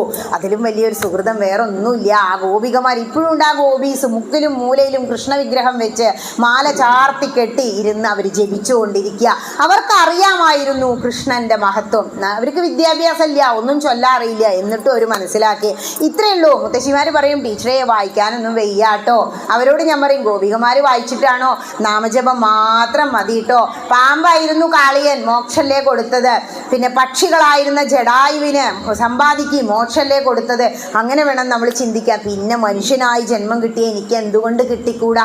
അങ്ങനെ തന്നെ നമ്മൾ ചിന്തിക്കണം. എനിക്കാവും, അതിയായി തീവ്രമായി ആഗ്രഹിച്ച ആവാൻ കഴിയും. ഞാൻ ഇപ്പോഴും ആലോചിക്കും, MA BEd LLB എന്നൊക്കെ പറഞ്ഞ് ഒരുപാട് വർഷങ്ങൾ കളഞ്ഞ ആ സമയം ഇങ്ങനെ ഒന്ന് കയറിയിരുന്ന് പറഞ്ഞെങ്കിൽ ഞാനൊക്കെ ഒരുപാട് എന്തൊക്കെയോ ആവുമായിരുന്നു എന്ന്. പക്ഷെ ആവില്ല കേട്ടോ. കാരണം ഭഗവാൻ അവിടെ അങ്ങനെ എഴുതി വെക്കൂത്രേ, ഇന്ന സ്റ്റേജിൽ ഇന്ന സമയത്ത് ശോഭ ടീച്ചർ. പിന്നെ ഞാൻ ആഗ്രഹിച്ചിട്ട് കാര്യമില്ലല്ലോ. പക്ഷേ ഇതിലൂടെ പോകുമ്പോൾ കിട്ടുന്ന സുഖം ഉണ്ടല്ലോ. 46 കുട്ടികളുണ്ടാവും ഹയർ സെക്കൻഡറി ക്ലാസ്സിൽ. അതിൽ 4 എണ്ണത്തിനേ ആവശ്യമുള്ളൂ. ബാക്കിയൊക്കെ ഈ കുട്ടിക്കുരങ്ങന്മാരാ. മനസ്സ് മരഞ്ചാടി കുരങ്ങ് പോലെ വേണ്ടിയിട്ടല്ല അവരോട് വന്നിരിക്കണം, അച്ഛനും അമ്മയ്ക്കും വേണ്ടിയാ. അവരെ പഠിപ്പിക്കുന്നതിലും എത്രയോ സുഖ. ഈ ഹാളിൽ ഇപ്പോൾ ഒരു 50 ആളെങ്കിലും ഇല്ലേ, ശ്രദ്ധാപൂർവം. ഇപ്പം എത്രയായി? 8:15 1 മണിക്കൂർ കഴിഞ്ഞു. ഇപ്പോഴും നിങ്ങളങ്ങനെ ഇരിക്കുമ്പോൾ ഇതിലും വലിയ ഒരു സുഹൃതം, ഇതിലും വലിയൊരു സംതൃപ്തി, സന്തോഷം ജീവിതത്തിൽ വേറെ ഇല്ല.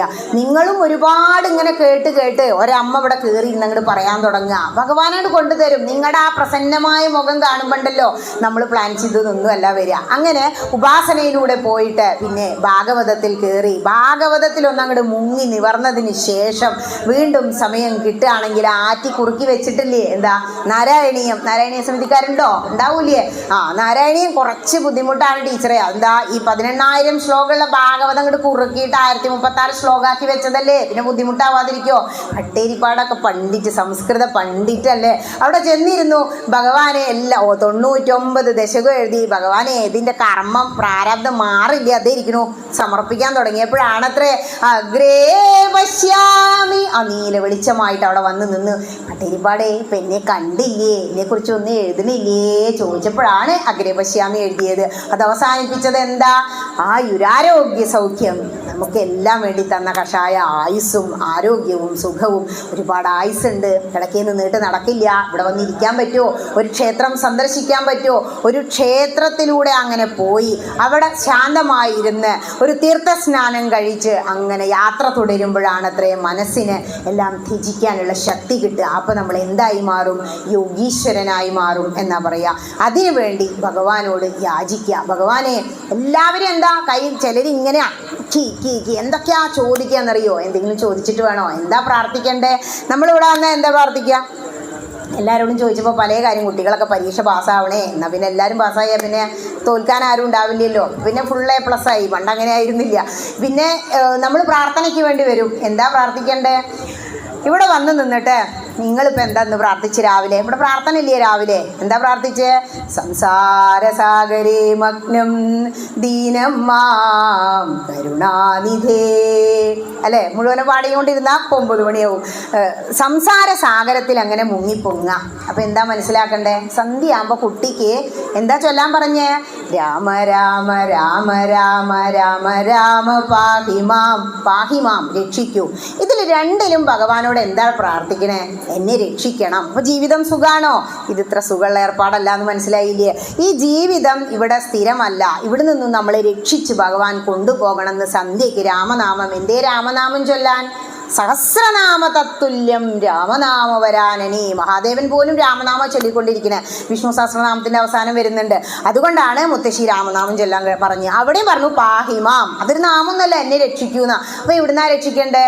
സംസാരസാഗരേ. ഈ സംസാര സാഗരത്തിൽ ദീനമായി വലഞ്ഞു കിടക്കുകയാണ് സർവേശ്വര. ഭഗവാനെ ഞങ്ങളെ ഇതൊന്ന് രക്ഷിക്കണേ. അപ്പോൾ എങ്ങോട്ടോ രക്ഷപ്പെട്ട് പോകാനുണ്ട് നമുക്ക് ഇല്ലേ?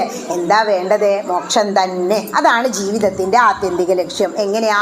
ആത്മീയതയിലൂടെ ഇങ്ങനെ പോകുമ്പോൾ ഇപ്പോൾ ഭാഗവതമൊക്കെ എടുത്തു, അതും കഴിഞ്ഞ് നാരായണീയവും സമർപ്പിച്ച് കഴിഞ്ഞാലോ പിന്നെയാണ് എന്ത് വേണ്ടത്? വേദം പഠിക്കേണ്ടത്. വെച്ചാൽ സിമ്പിൾ ടു കോംപ്ലക്സ് വേദസൂക്തങ്ങൾ. വിഷ്ണു സൂക്തം എടുത്തു കഴിയുമ്പോൾ നമുക്ക് കാണാം വിഷ്ണു ഭഗവാൻ വാക്കുകളിൽ, നമ്മുടെ വായ്ക്കുള്ളിൽ വാക്കുകളായി ഒളിഞ്ഞിരിക്കുന്നു.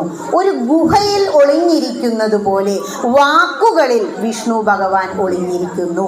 അതാണ് വാക്കാണ് ഈ പ്രപഞ്ചത്തെ ചൈതന്യവത്താക്കുന്നത് എന്ന് പറയുന്നത്.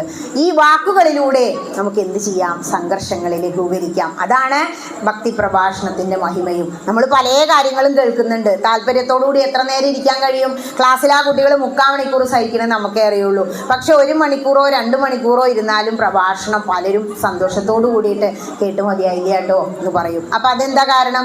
നമുക്ക് മനസ്സിനൊരു സുഖം, അതായത് ആത്മാവ് കൊതിച്ചിടുന്ന ബ്രഹ്മത്തെ കണ്ടിട്ടു കുതിച്ചിടുന്നു ജീവനും. ഇവിടെ ഇരുന്ന് ഇങ്ങനെ ഇത് ചൊല്ലാറില്ലേ? താപത്രയ വിനാശായ ശ്രീകൃഷ്ണായ വയന്നുമ.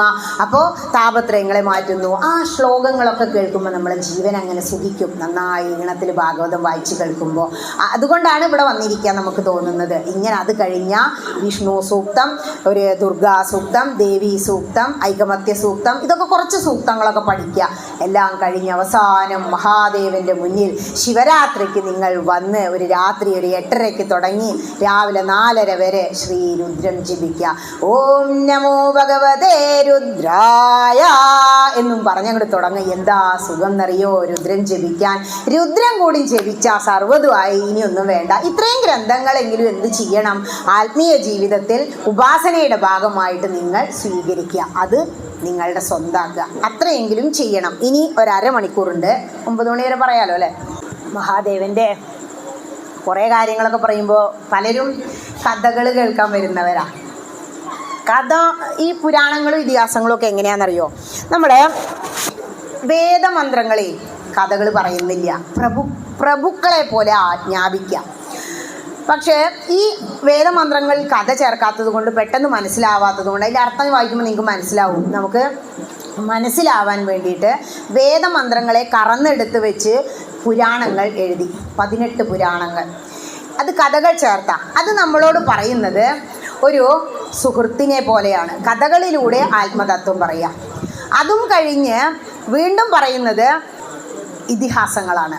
അത് പുരാണങ്ങളും നമുക്ക് അത്രയും കൂടെ കടിച്ചാൽ പൊട്ടില്ല എന്ന് മനസ്സിലാക്കിയ മഹർഷീശ്വരന്മാർ എന്ത് ചെയ്തു? ഈ പുരാണങ്ങളിൽ നിന്നും വേദതത്വം കറന്നെടുത്ത് ഇതിഹാസങ്ങളായി. 2 ഇതിഹാസങ്ങൾ ഏതൊക്കെയാ?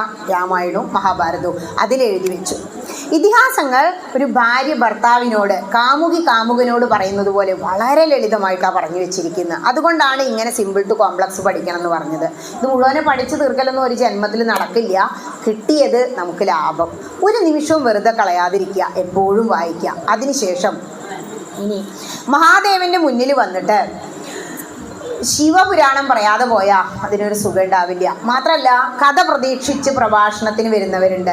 ഈ പുരാണങ്ങളിലും ഇതിഹാസങ്ങളിലുമുള്ള എല്ലാ കഥകളും എന്താ പറഞ്ഞുകൊണ്ടിരിക്കണേന്നോ? കഥകളല്ല, അതിനുള്ളിലുള്ള തത്വങ്ങളാണ്. ചിലർ പറയും ചെല്ലുമ്പോൾ തന്നെ ടീച്ചറെ കഥ പറയണ്ട കേട്ടോ, തത്വം പറഞ്ഞാൽ മതി, അദ്ദേഹം മരിച്ചുപോയി. അങ്ങനെ കഥ മാത്രം കേൾക്കാൻ വരുന്നവർക്ക് വേണ്ടി ഒരു കഥ പറയാം. അതിനും ഒരുപാട് തത്വങ്ങളുണ്ട്. ഏറ്റവും ലളിതമായത്, ഇപ്പോൾ സന്ധ്യയ്ക്ക് വന്നപ്പോൾ നിങ്ങൾക്ക് തിരുമേനി എന്താ തന്നെ? ഭസ്മല്ലേ? അല്ലെങ്കിൽ അങ്ങനെയാണ്. മഹാദേവൻ്റെ ക്ഷേത്രത്തിൽ വരുമ്പോൾ നമുക്ക് സന്ധ്യയ്ക്ക് ഭസ്മം തരും. രാവിലെ ചന്ദനം തരാറുണ്ട്, കൂട്ടത്തിൽ ഭസ്മം ഉണ്ടായിരിക്കും. നമ്മൾ തിലകം തൊടുന്നതിനെ കുറിച്ച് പറഞ്ഞു തുടങ്ങാം. നമ്മൾ ഹൈന്ദവൻ്റെ ഒരു ചിഹ്നം പോലെ നമ്മളെല്ലാവരും തിലകം തൊടും. ചിലർ ഇങ്ങനെ തൊടും, ചിലർ ഗോപിയായിട്ട് തൊടും. ചന്ദനം തൊടുമ്പോൾ അത് വിഷ്ണു ആണ്. ചന്ദനത്തിനുള്ളിൽ നിങ്ങൾ സിന്ദൂരം തൊട്ടാൽ ഭഗവതിയായി. ചന്ദനത്തിനുള്ളിൽ ഭസ്മം തൊട്ടാൽ അത് ശിവനായി. നിങ്ങൾ വിളക്ക് പൂജ വെക്കുമ്പോൾ ആചാര്യസ്ഥാനത്തിരിക്കുന്ന വ്യക്തി വിളക്കിൻ്റെ നാരായത്തിൽ ചന്ദനം ചാർത്തിയതിന് ശേഷം ഭസ്മാവും ഇവിടെ ശിവസഹസ്രനാമമാണെങ്കിൽ ചാർത്തിക്കാം. അല്ലെങ്കിൽ ഭഗവതി ലളിതാ സഹസ്രനാമമാണെങ്കിൽ ചാന്ത്, അതായത് സിന്ദൂരം ചാർത്തിക്കും. വിഷ്ണു സഹസ്രനാമമാണെങ്കിൽ വെറും ചന്ദനം ചാർത്തിച്ച് അതിൽ തുളസിപ്പൂ ചാർത്തും. ഇങ്ങനെയാണ് ചെയ്യാറ്. ഇതിൻ്റെ തത്വം അതാ. തിലകം തൊടുന്നത് നമ്മുടെ ആത്മാവിനെ പ്രശോഭിപ്പിക്കാനാണ്. നമ്മുടെ ആത്മാവ് എവിടെയാ? ഇങ്ങനെ ഒരാൾ കുത്തുമ്പോൾ നമുക്ക് വല്ലാത്ത തലവേദന അനുഭവപ്പെടുന്നില്ലേ? തല പോയി അല്ലേ? തല പോയി, കുഴപ്പമൊന്നുമില്ല അച്ഛന് പറഞ്ഞില്ലേ? തല പോയാൽ കഴിഞ്ഞു. വേറെ എന്ത് മുറിച്ചാലും നമ്മൾ മരിക്കുന്നില്ലല്ലോ. ആത്മാവ് ഇവിടെ സ്ഥിതി ചെയ്യുന്നതുകൊണ്ടാണ്. ഇനി ഈ ഭസ്മത്തിൻ്റെ മാഹാത്മ്യം കേട്ടിട്ടുണ്ടോ? ശിവപുരാണം വാങ്ങി വായിക്കണം. കാരണം ശിവപുരാണത്തിലാണ് നമ്മളുടെ ആ മരണാനന്തര കർമ്മങ്ങളൊക്കെ എന്തുകൊണ്ട് ചെയ്യുന്നു. ഗരുഡ പുരാണത്തിലൊക്കെ പറയുന്നത് ഭസ്മമാഹാത്മ്യം പറയാം. അതായത് ഭസ്മത്തിന് എന്തേ ഇത്രയും മഹത്വം ഉണ്ടാവാൻ? വളരെ ലളിതമായിട്ട് ചോദിച്ചാൽ, നിങ്ങളുടെ വീട്ടിൽ ഒരാൾ മരിച്ചു, മരണം കാണാത്ത ആരും ഉണ്ടാവില്ല അല്ലേ? അപ്പോൾ മുത്തശ്ശി മരിച്ചു കഴിഞ്ഞു, വേഗം എല്ലാവരും എന്താ ചെയ്യുന്നത്? ഭസ്മം അങ്ങോട്ട് തൊടിയിക്കൂല്ലേ? എവിടെയൊക്കെ തൊടിയിക്കും? എത്ര വരെ തൊടിയിക്കും? മഹാദേവൻ്റെ നെറ്റിയിൽ 3 വിരലുകൊണ്ടാ ഇങ്ങനെ കുറി തൊടുക. സാധാരണ ഭസ്മം തൊടുമ്പോൾ ഈ വിരലിനൊന്ന് താഴ്ത്തി ഇങ്ങനെ കുത്തി 3 വിരലുകൊണ്ടാ മുത്തശ്ശി സന്ധ്യയ്ക്ക് കുറി തൊടുക. എൻ്റെ അമ്മമ്മ അങ്ങനെയായിരുന്നു. ഈ 3 വിരലുകൊണ്ട് നെറ്റത്ത് തൊടിയിക്കും, കഴുത്തിൽ തൊടിയിക്കും, ഇവിടെ രണ്ടോടത്തും തോളിൽ തൊടിയിക്കും, കൈമുട്ടിൻ്റെ ഇവിടെ തൊടിയിക്കും, കാലിൻ്റെ മുട്ടിൽ തൊടിയിക്കും, ഇവിടെ നാഭിക്ക് തൊടിയിക്കും, വയറിൽ തൊടിയിക്കും, ഇവിടെ തൊടിയിക്കും. കണ്ടുണ്ടോ? അങ്ങനെയാണ് മരിച്ചു കഴിഞ്ഞാൽ ചെയ്യുന്നത്. എന്തിനാണ് മരിച്ചു കഴിഞ്ഞാൽ ഭസ്മം തൊടിയിക്കണേ? ചന്ദനം തൊടിയിച്ചൂടെ അല്ലേ? ചിന്തിക്കാം. നമ്മൾ അറിയേണ്ട ഒരു കാര്യം ഭസ്മ മഹാത്മ്യം. ഇതിൻ്റെ പിറകിൽ ഒരു കഥ ഉണ്ട്. അതായത് പണ്ട് വാമദേവൻ എന്ന് പറയുന്ന ഒരു യോഗീന്ദ്രൻ തപസ് ചെയ്യുക, നാമം ജപിക്കുക, അങ്ങനെ കുറച്ചു കാലം തപസ് ചെയ്യും. അത് കഴിഞ്ഞ് ക്ഷേത്രങ്ങളിലൂടെ പോവും. ഞാൻ പറഞ്ഞില്ലേ, ക്ഷേത്ര ആരാധന നടത്തും. അത് കഴിഞ്ഞാൽ തീർത്ഥയാത്ര പോയി തീർത്ഥസ്നാനമൊക്കെ ചെയ്യും. അയാൾക്ക് എന്ത് വന്നു? വിരക്തി വന്നു. ഇവിടെ എന്താ പറഞ്ഞേ? ഭക്തി, ജ്ഞാന, വൈരാഗ്യങ്ങൾ വേണമെന്നല്ലേ ഭാഗവതം പറഞ്ഞത്. ഇദ്ദേഹത്തിന് വിരക്തി വന്നു, സത്സംഗത്വേ നിസ്സംഗത്വം വന്നു. ഇദ്ദേഹം തീരുമാനിച്ചു എന്തിന്? അപ്പോൾ ഇനി തപസ്സൊക്കെ ചെയ്യാം, യോഗീശ്വരനാവാം. യോഗീശ്വരനായി ഇദ്ദേഹം ക്രൗഞ്ചപർവ്വതത്തിന് മുകളിലേക്ക് ചെല്ലാം. ഈ ക്രൗഞ്ചപർവ്വതത്തിന് മുകളിൽ ചെന്നപ്പോൾ എന്താണോ അവിടെ ഒരു പിശാച്, അതായത് ബ്രഹ്മരക്ഷസ് എന്ന് കേട്ടിട്ടില്ലേ? ഒരു ബ്രഹ്മരക്ഷസ് ഓടി ഇങ്ങോട്ട് വന്നു. ഇദ്ദേഹം ബ്രഹ്മജ്ഞാനമുള്ളവനല്ലേ? ധ്യാനത്തിൽ അവിടെ നിന്നു. ധ്യാനത്തിൽ നിന്നപ്പോൾ പിശാച് എന്ത് വിചാരിച്ചു? വിശന്നിട്ട് വയ്യ, കുറേ ദിവസമായി, അതുകൊണ്ട് എന്ത് ചെയ്യാം, ഒന്ന് ഓടിപ്പോയിട്ട് ഇദ്ദേഹത്തിനെ പിടിച്ചങ്ങോട്ട് ഭക്ഷിക്കാൻ തീരുമാനിച്ചിട്ട് ഈ ബ്രഹ്മരക്ഷസ് ഓടി വന്നിട്ട് ഈ യോഗീശ്വരൻ്റെ കയ്യിൽ ഇങ്ങോട്ട് പിടിക്കുക. കയ്യിൽ പിടിച്ചപ്പോൾ കയ്യിൽ എന്തുണ്ട്? ഭസ്മം പൂശിയിട്ടുണ്ട്, നിറയെ ഭസ്മം പൂശിയിട്ടുണ്ട്. ആ ഭസ്മം രക്ഷസിൻ്റെ മുകളിലായി, പിശാചിൻ്റെ മുകളിലായി. അതോട് കൂടിയിട്ട് ഇതിന് മനംമാറ്റം വന്നു. ഇയാളെ തിന്നാൻ വന്ന ആളാ. അപ്പം മനംമാറ്റം വന്നു, ജ്ഞാനോദയം ഉണ്ടായി. ജ്ഞാനോദയം ഉണ്ടായതും ഇദ്ദേഹം പറയാ, അങ്ങ് ആരാണ്? അങ്ങയെ തൊട്ടപ്പോൾ എനിക്ക് എൻ്റെ കഴിഞ്ഞ 25 ജന്മങ്ങളെ ഓർമ്മ വന്നു. 25 ജന്മങ്ങളോ? അതെ, കഴിഞ്ഞ 25 ജന്മങ്ങളിൽ ഞാൻ എന്ത് ചെയ്തു എന്നെനിക്ക് ഓർമ്മ വരികയാണ്. അങ്ങ് ഒരു യോഗീശ്വരനാണെന്ന് തോന്നുന്നു. അങ്ങയെ തൊട്ടപ്പോൾ എന്തുകൊണ്ടാണ് എനിക്കിങ്ങനെ മനംമാറ്റം വന്നത്? തിന്നാനല്ല തോന്നുന്നത്, സത്യം. അത് പറഞ്ഞപ്പോൾ ഇദ്ദേഹം പറഞ്ഞു, നിങ്ങൾ എന്നെ തൊട്ടപ്പോൾ എൻ്റെ ശരീരത്തിലെ ഭസ്മം നിങ്ങളുടെ മുകളിൽ വീണു. നിങ്ങളുടെ ശരീരത്തിൽ ഭസ്മം നോക്കൂ, ആ ഭസ്മത്തിൻ്റെ മഹത്വമാണ്. ഭസ്മത്തിന് വളരെ വലിയ മാഹാത്മ്യം ഉണ്ട് എന്ന് പറഞ്ഞു കൊടുത്തു. ഇത് പറഞ്ഞു കൊടുത്തപ്പോൾ അത്രയും വലിയ മാഹാത്മ്യമാണെങ്കിൽ എനിക്കൊന്ന് പറഞ്ഞു തരുമോ എന്ന് ചോദിക്കാം. ഇദ്ദേഹം പറയാം, അത് മാത്രമല്ല, എനിക്കെൻ്റെ കഴിഞ്ഞ ജന്മങ്ങളെ ഓർമ്മ വരുന്നുണ്ട്. എന്തായിരുന്നു കഴിഞ്ഞ ജന്മത്തിൽ നിങ്ങൾ എന്ന് ചോദിച്ചു. അപ്പോൾ ഞാൻ കഴിഞ്ഞ ജന്മത്തിൽ ഒരു രാജാവായിരുന്നു. രാജാവായി എങ്കിലും എന്ത് ചെയ്തില്ല? പ്രജകളെ സംരക്ഷിച്ചില്ല. നമ്മൾ ജീവിതം ധർമ്മത്തിലൂടെ കൊണ്ടുപോകാനാണ് രാമായണം നമ്മളെ കാണിച്ചു തരുന്നത്. എങ്ങനെ പ്രജകളെ പരിപാലിക്കണം, ഭാര്യയേക്കാൾ വലുതാണ് പ്രജകൾ എന്ന് രാമചന്ദ്രസ്വാമി നമുക്ക് കാണിച്ചു തന്നു സീതേനെ ഉപേക്ഷിക്കുന്നോട്. ഇവിടെ പറയാണ്, ഞാൻ ആരെയും പരിപാലിക്കാതെ, രാജാവല്ലേ, കയ്യിൽ ഒരുപാട് പൈസ ഉണ്ടല്ലോ, കണ്ട വേശ്യാസ്ത്രീകളുടെ ഗ്രഹം മുഴുവൻ ഞാൻ കയറിയിറങ്ങി. പല ജാതികളിലും മതങ്ങളിലുമുള്ള സ്ത്രീകളുടെ ശുദ്ധിയും വൃത്തിയില്ലാത്ത സ്ത്രീകളെ ഞാൻ സമീപിച്ചു. എൻ്റെ കയ്യിലുള്ള പൈസ മുഴുവൻ ഞാൻ കൊടുത്തു അതിനു വേണ്ടിയിട്ട്. അങ്ങനെ എന്ത് ചെയ്തു? ജനങ്ങളെ സംരക്ഷിക്കാതെ ഞാൻ അവസാനം ക്ഷയരോഗം പിടിച്ച് മരിച്ചു പോയപ്പോൾ പിന്നെന്താ?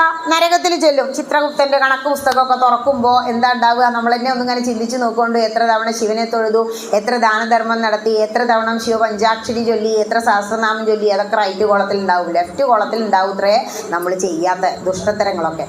കള്ളത്തരം പറഞ്ഞതും നുണ പറഞ്ഞതും ഒക്കെ അവിടെ ഉണ്ടാവുത്രേ കേട്ടോ. അങ്ങനെ അവിടെ നിന്നു, പുസ്തകമൊക്കെ തുറന്നു. ഇദ്ദേഹം യാതൊരു ധർമ്മവും ചെയ്തിട്ടില്ല. ദുഷ്ടത്തിനെ മാത്രമേ ചെയ്തിട്ടുള്ളൂ. നരകത്തിലിട്ട് ദണ്ഡിപ്പിക്കണം. നരകത്തിൽ കൊണ്ടുപോയി. നരകത്തിൽ ചെന്നപ്പോഴോ ഒലക്ക കൊണ്ട്, ഇരുമ്പിൻ്റെ ഒലക്ക കൊണ്ട് ഇടിച്ച് പൊടിക്കുകയൊക്കെ എത്ര എല്ലൊക്കെ ചെയ്യണത്. ഇതൊക്കെ കേട്ടപ്പോൾ നമ്മൾ ഒരു തെറ്റും ചെയ്യില്ല. അതിനുവേണ്ടി നരകവർണ്ണനയൊക്കെ ഭാഗവതത്തിലൊക്കെ ഉണ്ട്. ഇങ്ങനെയൊക്കെ ചെയ്തിട്ട് എന്നിട്ടും ഇയാളുടെ പാപം തീർന്നില്ല. ഇയാളെ എടുത്തിട്ട് ഇയാൾ ചെയ്തത് എന്താ? വേശ്യകളുടെ കൂടെ കഴിഞ്ഞില്ലേ, അയാളെ ശുക്ലം കുടിപ്പിക്കുക, ശുക്ലമുള്ള മാത്രം നിറച്ച് കിണറ്റിലേക്ക് തള്ളിയിടുക. അങ്ങനെ 100,000 കൊല്ലം അവിടെ കിടന്ന് നരകിച്ചു. പിന്നെ എനിക്ക് ഭഗവാൻ എന്ത് ചെയ്തു? ഒരു ചെറിയ ക്ലോസ് ഉണ്ട്. ഇദ്ദേഹം എന്ത് ചെയ്തു എന്നറിയോ? ഒരു ദ്വിജൻ, ശ്രേഷ്ഠനായ ഒരു ബ്രാഹ്മണൻ വന്നിട്ട് എനിക്ക് താമസിക്കാനും എൻ്റെ ആചാരാനുഷ്ഠാനങ്ങൾ ചെയ്യാനും സ്ഥലമില്ല, ഒരിത്തിരി ഭൂമി തരണം എന്ന് പറഞ്ഞപ്പോൾ അയാൾക്ക് ഭൂമി ദാനം ചെയ്തിരുന്നു അത്രേ. അപ്പോൾ ഈ ധർമ്മരാജാവ് പറഞ്ഞു, നീ ഇപ്പോൾ ഇവിടെ കടന്ന് ദണ്ഡിക്കും നരകിക്കുകയൊക്കെ ചെയ്യുന്നുണ്ടെങ്കിലും പിന്നീട് നീ ഒരു യോഗീന്ദ്രനെ കാണും അനേക ജന്മങ്ങൾക്ക് ശേഷം, അപ്പം നിനക്ക് മോക്ഷം കിട്ടും. അങ്ങനെ ഇദ്ദേഹം എന്ത് ചെയ്തു? അടുത്ത ജന്മം എടുത്തു. അടുത്ത ജന്മം എടുത്ത് വരുന്നത് വീണ്ടും പിശാചായിട്ടാണ്. പിന്നെയോ വീണ്ടും ഒരുപാട് പിശാചായി അലഞ്ഞു നടന്നു, വിശന്ന് അലഞ്ഞു നടന്ന് അത് മരിച്ചുപോയി. അടുത്ത ജന്മം 23 ജന്മങ്ങളിൽ ഞാൻ പശു, പുഴു, പാറ്റ, പഴുതാര പലതരം ജീവജാലങ്ങളായിട്ട് ജനിച്ചു. അവസാനം ഇന്നെ വീണ്ടും പാപം തീരാഞ്ഞിട്ട് ബ്രഹ്മരക്ഷസായി വിട്ടിരിക്കുകയാണ്. അങ്ങയെ കണ്ടതോട് കൂടിയിട്ട് എനിക്കൊരു ശാന്തി സമാധാനം ഉണ്ട്. എൻ്റെ വിശുപ്പൊക്കെ എങ്ങടാ പോയി എന്നറിയില്ല. ഈ ഭസ്മത്തിൻ്റെ മഹാത്മ്യം എനിക്കൊന്ന് പറഞ്ഞു തരുമോ? ഞാൻ അങ്ങയുടെ ശിഷ്യനാവാം, ശിഷ്യത്വം സ്വീകരിക്കാം. ശരിക്കും ആരാ നമ്മുടെ ഗുരു? പലരോടും ഞാൻ പറയുമ്പോൾ എന്നോട് പറയും, ടീച്ചറെ ഞങ്ങൾക്ക് ഗുരു ഇല്ല, നമ്മുടെ മനസ്സ് തന്നെയാണ് നമ്മുടെ ഗുരു. ഇവിടെ എന്താ പറയുന്നത് ഉദ്ധവനോട് ഭഗവാൻ? ജിജ്ഞാസുവും വിചാരശീലനുമായ ഒരു വ്യക്തിക്ക് താൻ തന്നെയാണ് ഗുരുനാഥൻ ഉദ്ധവ എന്ന് പറയുന്നുണ്ട്. അപ്പം നമ്മുടെ ഗുരു, നമുക്ക് ആഗ്രഹം ഇവിടെ തോന്നുക മനസ്സിലാ, നമ്മുടെ മനസ്സ് തന്നെ നമ്മളുടെ ഗുരു. അങ്ങനെ എന്ത് ചെയ്തു? ഞാൻ നിങ്ങളുടെ ശിഷ്യനായി എന്ന് പറഞ്ഞപ്പോൾ ഞാൻ വേറൊരു കഥ പറഞ്ഞു തരാം. ഒരു ബ്രാഹ്മണൻ ഉണ്ടായിരുന്നു. ആ ബ്രാഹ്മണനും നിങ്ങളെ പോലെ ഭസ്മ മഹാത്മ്യം കൊണ്ട് രക്ഷപ്പെട്ടു പോയ കഥ പറഞ്ഞു തരാം. അതൊരു ചെറിയ കഥ കേട്ടോ. ആ ബ്രാഹ്മണൻ എന്താ പറ്റിയേ ചോദിച്ചു. അപ്പോൾ കഥ പറഞ്ഞു കൊടുക്കുക. ഈ കഥാശ്രവണത്തിലൂടെ നമുക്ക് പാപം തീരും. അതാണ് സംഭവിച്ചത് അവിടെ. നിങ്ങളിപ്പോൾ ഒരുപാട് കഥകൾ, ഈശ്വര കഥകൾ, എന്തെല്ലാം കഥകൾ കേട്ടൂല്ലേ? ആത്മീയത, ജീവിതം, ഇതൊക്കെ ഈശ്വര കഥകൾ ചേർത്ത് വെച്ചാൽ പറഞ്ഞ് അത്രയും വലിയ ഒരു പുണ്യം വേറല്ല. സത്സംഗത്തേക്കാൾ വലിയതായി ഒന്നുമില്ല എന്ന് ഭാഗവതം പറയുന്നുണ്ട്. നിങ്ങളൊരു കിണർ കുഴിച്ചോളൂ, കുളം കുത്തിക്കോളൂ, തണ്ണീർപ്പന്തൽ കെട്ടിക്കോളൂ, തപസ്, ധ്യാനം, വേദജപം ഒക്കെ ചെയ്തോളൂ, എങ്കിലും നിങ്ങൾക്ക് മോക്ഷം കിട്ടില്ല. എന്ത് ചെയ്യും? സത്സംഗം ഇല്ലാതെ ചെയ്തിട്ട് കാര്യമില്ല. അതുകൊണ്ടാണ് സത്സംഗം വയ്ക്കുന്നത്. കാരണം കഴിഞ്ഞ യുഗങ്ങളിൽ വലിയ വലിയ യജ്ഞങ്ങളും എന്താ പറയുക, അശ്വമേധയാഗം, രാജസൂയൊക്കെ ചെയ്തില്ലേ, അതിന് തുല്യമാണ് ഈ ജ്ഞാനയജ്ഞം ഇപ്പോൾ ഇവിടെ നടത്തിക്കൊണ്ടിരിക്കുന്നത് എന്നാ പറയുക. അതൊരു യജ്ഞം. അപ്പോൾ അങ്ങനെ ഇരിക്കുന്ന സമയത്ത് ഈ ബ്രാഹ്മണൻ രക്ഷപ്പെട്ട കഥ ഞാൻ പറഞ്ഞു തരാമെന്ന് പറയാം. ആ ബ്രാഹ്മണൻ എന്താ പറ്റിയേ? ബ്രാഹ്മണൻ ശരിക്കും എങ്ങനെയാ ജീവിക്കേണ്ടേ? ഉപനയനമൊക്കെ കഴിഞ്ഞ് പൂണൂലൊക്കെ ധരിച്ച് വേദമന്ത്രങ്ങൾ ജപിച്ച് സന്ധ്യാവന്ദനം ചെയ്ത് അങ്ങനെ ജീവിക്കണ്ടേ? ആ ബ്രാഹ്മണൻ എന്താ ചെയ്തേനോ? അദ്ദേഹം പിടിച്ചു പറിക്കാം, മോഷ്ടിക്കാൻ പോയി. ജോലി ചെയ്യാൻ മടിയനാ. മോഷ്ടിച്ചു കൊണ്ടുവരുന്ന ഈ ദ്രവ്യം ഉപയോഗിച്ചിട്ട് അദ്ദേഹം എന്ത് ചെയ്തു? ഈ പരസ്ത്രീ ബന്ധം അതായിരുന്നു അദ്ദേഹത്തിന്. ഈ കാമകേളികളിലാണ് സുഖം എന്ന് വിചാരിക്കുകയാണേ. അതൊക്കെ ഒരു നിമിഷം നേരെയുള്ളൂ. ഈ ശരീരം വയ്യാതെ അതൊക്കെ തീർന്നു എന്ന് മനസ്സിലാക്കാതെ അതിൻ്റെ പിറകെ പണമുള്ളവർ ഒരുപാട് പോവും. ഇദ്ദേഹം എന്ത് ചെയ്തു? പണം ഉണ്ടാക്കാൻ മോഷ്ടിക്കും ചെയ്യുക, പിടിച്ചു പറിക്കും ചെയ്യുക, രത്നാകരനെ പോലെ. എന്നിട്ട് വേശ്യാസ്ത്രീകളുടെ വീട് തോറും കയറി ഇറങ്ങി. ഇദ്ദേഹത്തിന് എന്ത് പറ്റി? പാപം നരകത്തിൽ ചെന്ന് പതിക്കൂലോ. ഇദ്ദേഹം മരിച്ചു ഒരു ദിവസം. കാരണം ഈ ആരോഗ്യമില്ലാതെ, ഈ മോഷ്ടിക്കാൻ പോകാൻ വയ്യാതെ ഇപ്പോൾ വേശ്യ സ്ത്രീകൾ അദ്ദേഹത്തെ സ്വീകരിക്കാതെ, അവർക്ക് പണമല്ലേ വേണ്ടത്. ഇദ്ദേഹം ഒരു ശൂദ്രൻ്റെ വീട്ടിൽ ചെന്ന് കൂടി. ഇനി ഇവിടെ താമസിക്കാൻ സമ്മതിക്കണം, ഞാൻ ഒരുപാട് പാപം ചെയ്തു, ഇനി ഞാൻ എൻ്റെ സന്ധ്യാവന്ദനമൊക്കെ ചെയ്ത് ഇവിടെ നിൽക്കാമെന്ന് പറഞ്ഞിട്ട്. എന്നിട്ട് അവിടെ താമസിക്കുക, സന്ധ്യാവന്ദനവും ആചാരങ്ങളും ഒക്കെ ചെയ്തു. പക്ഷേ ഈ ശൂദ്രൻ്റെ മനസ്സിൽ ഇദ്ദേഹം ആദ്യത്തെ ജീവിതം ജീവിച്ചതുണ്ടേ. ഒരു ദിവസം ഇദ്ദേഹം എന്ത് ചെയ്തു? വെട്ടിക്കൊല്ലാണ് ഈ ബ്രാഹ്മണന്. ഈ ശൂദ്രൻ്റെ വെട്ടേറ്റ് മരിക്കേണ്ടി വന്നു ഒരു ബ്രാഹ്മണന്. ചിന്തിച്ചു നോക്കൂ. മരണപ്പെട്ട സമയത്ത് വീട്ടുകാരൊക്കെ ഓടി വന്നു. നമ്മൾ എത്ര ദുഷ്ടനാണെങ്കിലും എന്താ, നിങ്ങളെ ഏട്ടൻ മരിച്ചു കിടക്കുന്നുണ്ട് കാരണം ഓടിപ്പോലോ. അവിടെ ഓടിച്ചെന്നു. ആ സമയത്ത് ഇവരാരും എന്തിന് തയ്യാറല്ല. ഇദ്ദേഹം ബ്രാഹ്മണൻ്റെ ഒരു കർമ്മങ്ങളും ചെയ്തിട്ടില്ല. അതുകൊണ്ട് ഇദ്ദേഹത്തെ ബ്രാഹ്മണരെ പോലെ ശവസംസ്കാരം ചെയ്യാൻ പറ്റില്ല. അവർ തീരുമാനിച്ചു. എല്ലാവരും കൂടി ആ ശവം ചത്ത് നാറണ്ടാന്ന് പറഞ്ഞെടുത്തിട്ട് കാട്ടിൽ കൊണ്ടുപോയി ഉപേക്ഷിച്ചു. കാട്ടിൽ ഉപേക്ഷിച്ച സമയത്ത് ഇവരെല്ലാവരും തിരിച്ചു പോരുമ്പോൾ ജീവജാലങ്ങൾ വരുമല്ലോ. വെണ്ണീറും കുഴിയിൽ എന്ത് കടന്നിരുന്നു? ഒരു പട്ടി കടന്നിരുന്നു. ആ പട്ടിയുടെ മേലെ ആസകലം വെണ്ണീറുണ്ട്, ഭസ്മല്ലേ അത്. ഈ ശവശരീരത്തിൻ്റെ അടുത്ത് വന്നിട്ട് ഇതൊന്ന് തൊട്ടു നോക്കി. അതോടുകൂടി ഇതിൻ്റെ മേലിന്ന് ശവത്തിൻ്റെ മുകളിൽ ആകെ എന്ത് ചെയ്തു? ഭസ്മം, വെണ്ണീർ ചാടി. അങ്ങനെ മരിച്ച് അവിടെ ചെല്ലുകയാണല്ലോ. ആ സമയത്ത് യമധർമ്മ രാജാവ് ഇദ്ദേഹം ചെയ്ത തെറ്റുകളൊക്കെ നോക്കി യമകിങ്കരന്മാരോട് ഇയാളെ ദണ്ഡിപ്പിക്കാൻ പറയുക. അപ്പോൾ ശിവദൂതന്മാരങ്ങോട്ട് കയറി വന്നു. ശിവദൂതന്മാർ തടഞ്ഞു. മനോഹരമായ ഒരു തേരും കൊണ്ടുവന്നിട്ടുണ്ട്. ഇദ്ദേഹത്തിന് എടുത്തിട്ട് ആ തേരിൽ അവിടെ ഇരുത്തി. അപ്പോൾ യമധർമ്മ രാജാവ് ചോദിച്ചു, എന്താ നിങ്ങൾ ചെയ്യണേ? ഇത്രയും ദുഷ്ടതരങ്ങൾ ചെയ്ത് ഇയാളെ മനോഹരമായ തേരിൽ ഇരുത്തേ. അപ്പോൾ പറയാണ്, മഹാദേവൻ പറഞ്ഞിട്ടുണ്ട് ഇദ്ദേഹത്തെ ശിവലോകത്തേക്ക് കൊണ്ടു ചെല്ലണമെന്ന്. പ്രഭുവിൻ്റെ ആജ്ഞ അനുസരിച്ചേ പറ്റൂ. ഇദ്ദേഹം ദുഷ്ടനാ, ഒരു നല്ല കാര്യങ്ങളും ചെയ്തിട്ടില്ല എന്ന് പറഞ്ഞു. അപ്പോൾ പറഞ്ഞു, അല്ല, ഇദ്ദേഹം മരിച്ച സമയത്ത് ഇദ്ദേഹം ഭസ്മം പൂശിയിട്ടുണ്ടായിരുന്നു. ശരീരത്തിലേക്ക് നോക്കൂ, മേലെ ആസകലം ഭസ്മം കാണുന്നില്ലേ? ഭസ്മം ധരിച്ച് മരിച്ചു പോകുന്നവരെ ശിവലോകത്തേക്ക് കൊണ്ടുപോകണം എന്നാണ് മഹാദേവന്റെ കൽപ്പന. അപ്പോൾ മനസ്സിലായില്ലേ? മരിച്ചാൽ എന്തിനാ ഭസ്മം പൂശിക്കണേ? നാമം ചൊല്ലിയാലും ഇല്ലെങ്കിലും മഹാഭാവി എങ്ങനെയെങ്കിലും രക്ഷപ്പെടട്ടെ അല്ലേ? അതിനു വേണ്ടിയിട്ടാണ്. ആ ഭസ്മം ഉള്ളത് കൊണ്ട് ശിവലോകത്തേക്ക് കൊണ്ടുപോകണം. അങ്ങനെ അദ്ദേഹത്തെ ശിവലോകത്തേക്കാണ് കൊണ്ടുപോയി. ശിവലോകം ബ്രഹ്മലോകത്തേക്കാൾ ശാന്താന്നാ പറയുന്നത്. അപ്പോൾ ആലോചിച്ച് നോക്കൂ, അദ്ദേഹത്തിൻ്റെ ഒരു പുണ്യം, ഇത്രയും ഭസ്മമാഹാത്മ്യം ഉണ്ട് എന്ന് പറഞ്ഞു കൊടുത്തപ്പോൾ ഈ ബ്രഹ്മരക്ഷസായി വന്ന വ്യക്തിയില്ലേ, ഇപ്പം ഇങ്ങനെ കുറച്ചൊക്കെ ഒരു ശാന്തമായിട്ട് നിൽക്കുന്നു. ഇദ്ദേഹം പറഞ്ഞു, എനിക്ക് ഈ ഭസ്മം എങ്ങനെ ധരിക്കണം എന്നൊന്ന് പറഞ്ഞു തരൂ. അപ്പോൾ പറഞ്ഞു കൊടുക്കുകയാണ്, ത്രിപുണ്ഡം ആയിട്ട് വേണം ഭസ്മം ധരിക്കാൻ. എന്താ ത്രിപുണ്ഡം എന്ന് പറഞ്ഞാൽ? നമ്മൾ ഭസ്മം മുത്തശ്ശി ധരിക്കും പോലെ 3 വിരൽ കൊണ്ട് ഇങ്ങനെ എടുത്ത് ധരിക്കണം. തോളുകളിൽ ധരിക്കണം, കൈമുട്ടിന് മുകളിൽ, കാൽമുട്ടിന് മുകളിൽ, അടിവയറിൽ, നാഭിക്ക്, വയറിൽ, പുറകിൽ, ഇവിടെ തോളിൽ ഒക്കെ ഭസ്മം ധരിക്കണം എന്ന് പറഞ്ഞു കൊടുത്തു. അപ്പം ചോദിച്ചു, എന്തിനാണ് ഈ 3 വിരല് 3 വര വരയ്ക്കുന്നത്? മഹാദേവൻ 3 വരയല്ലേ? നിങ്ങൾ ആദ്യത്തെ ശ്ലോകത്തിൽ തന്നെ എന്താ കണ്ടത്?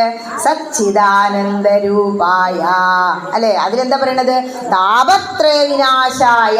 നമുക്കെല്ലാം 3 ദുഃഖങ്ങളേ ഉള്ളൂ. താപത്രയം ഏതൊക്കെയാ? ഒന്ന് നമ്മുടെ ശരീരത്തെ കുറിച്ച് ഓർത്തുള്ള ദുഃഖം. രാവിലെ നേരത്തെ ഇവിടെ വരണം, സപ്താഹമുണ്ട്, പ്രാർത്ഥനയ്ക്ക് കൂടണം. രാവിലെ എന്താ നേരത്തെ പ്രാർത്ഥന ഉണ്ട്, സഹസ്രനാമുണ്ട്, കൂടണം. അപ്പം എന്താ രാവിലെ അലാറങ്ങനെ അടിക്കുമ്പോൾ അല്ലേ, ചേട്ടാ ഭഗവതി കാലുമങ്ങനെ തലോടുത്രേ, നല്ല തണുപ്പ്, ഒന്നുകൂടി കിടന്നോ. നമ്മുടെ ശരീരത്തെ കുറിച്ച് ഓർത്തുള്ള ദുഃഖം. അത് കഴിഞ്ഞാൽ ഒരു ദുഃഖമുണ്ട്. എന്താ?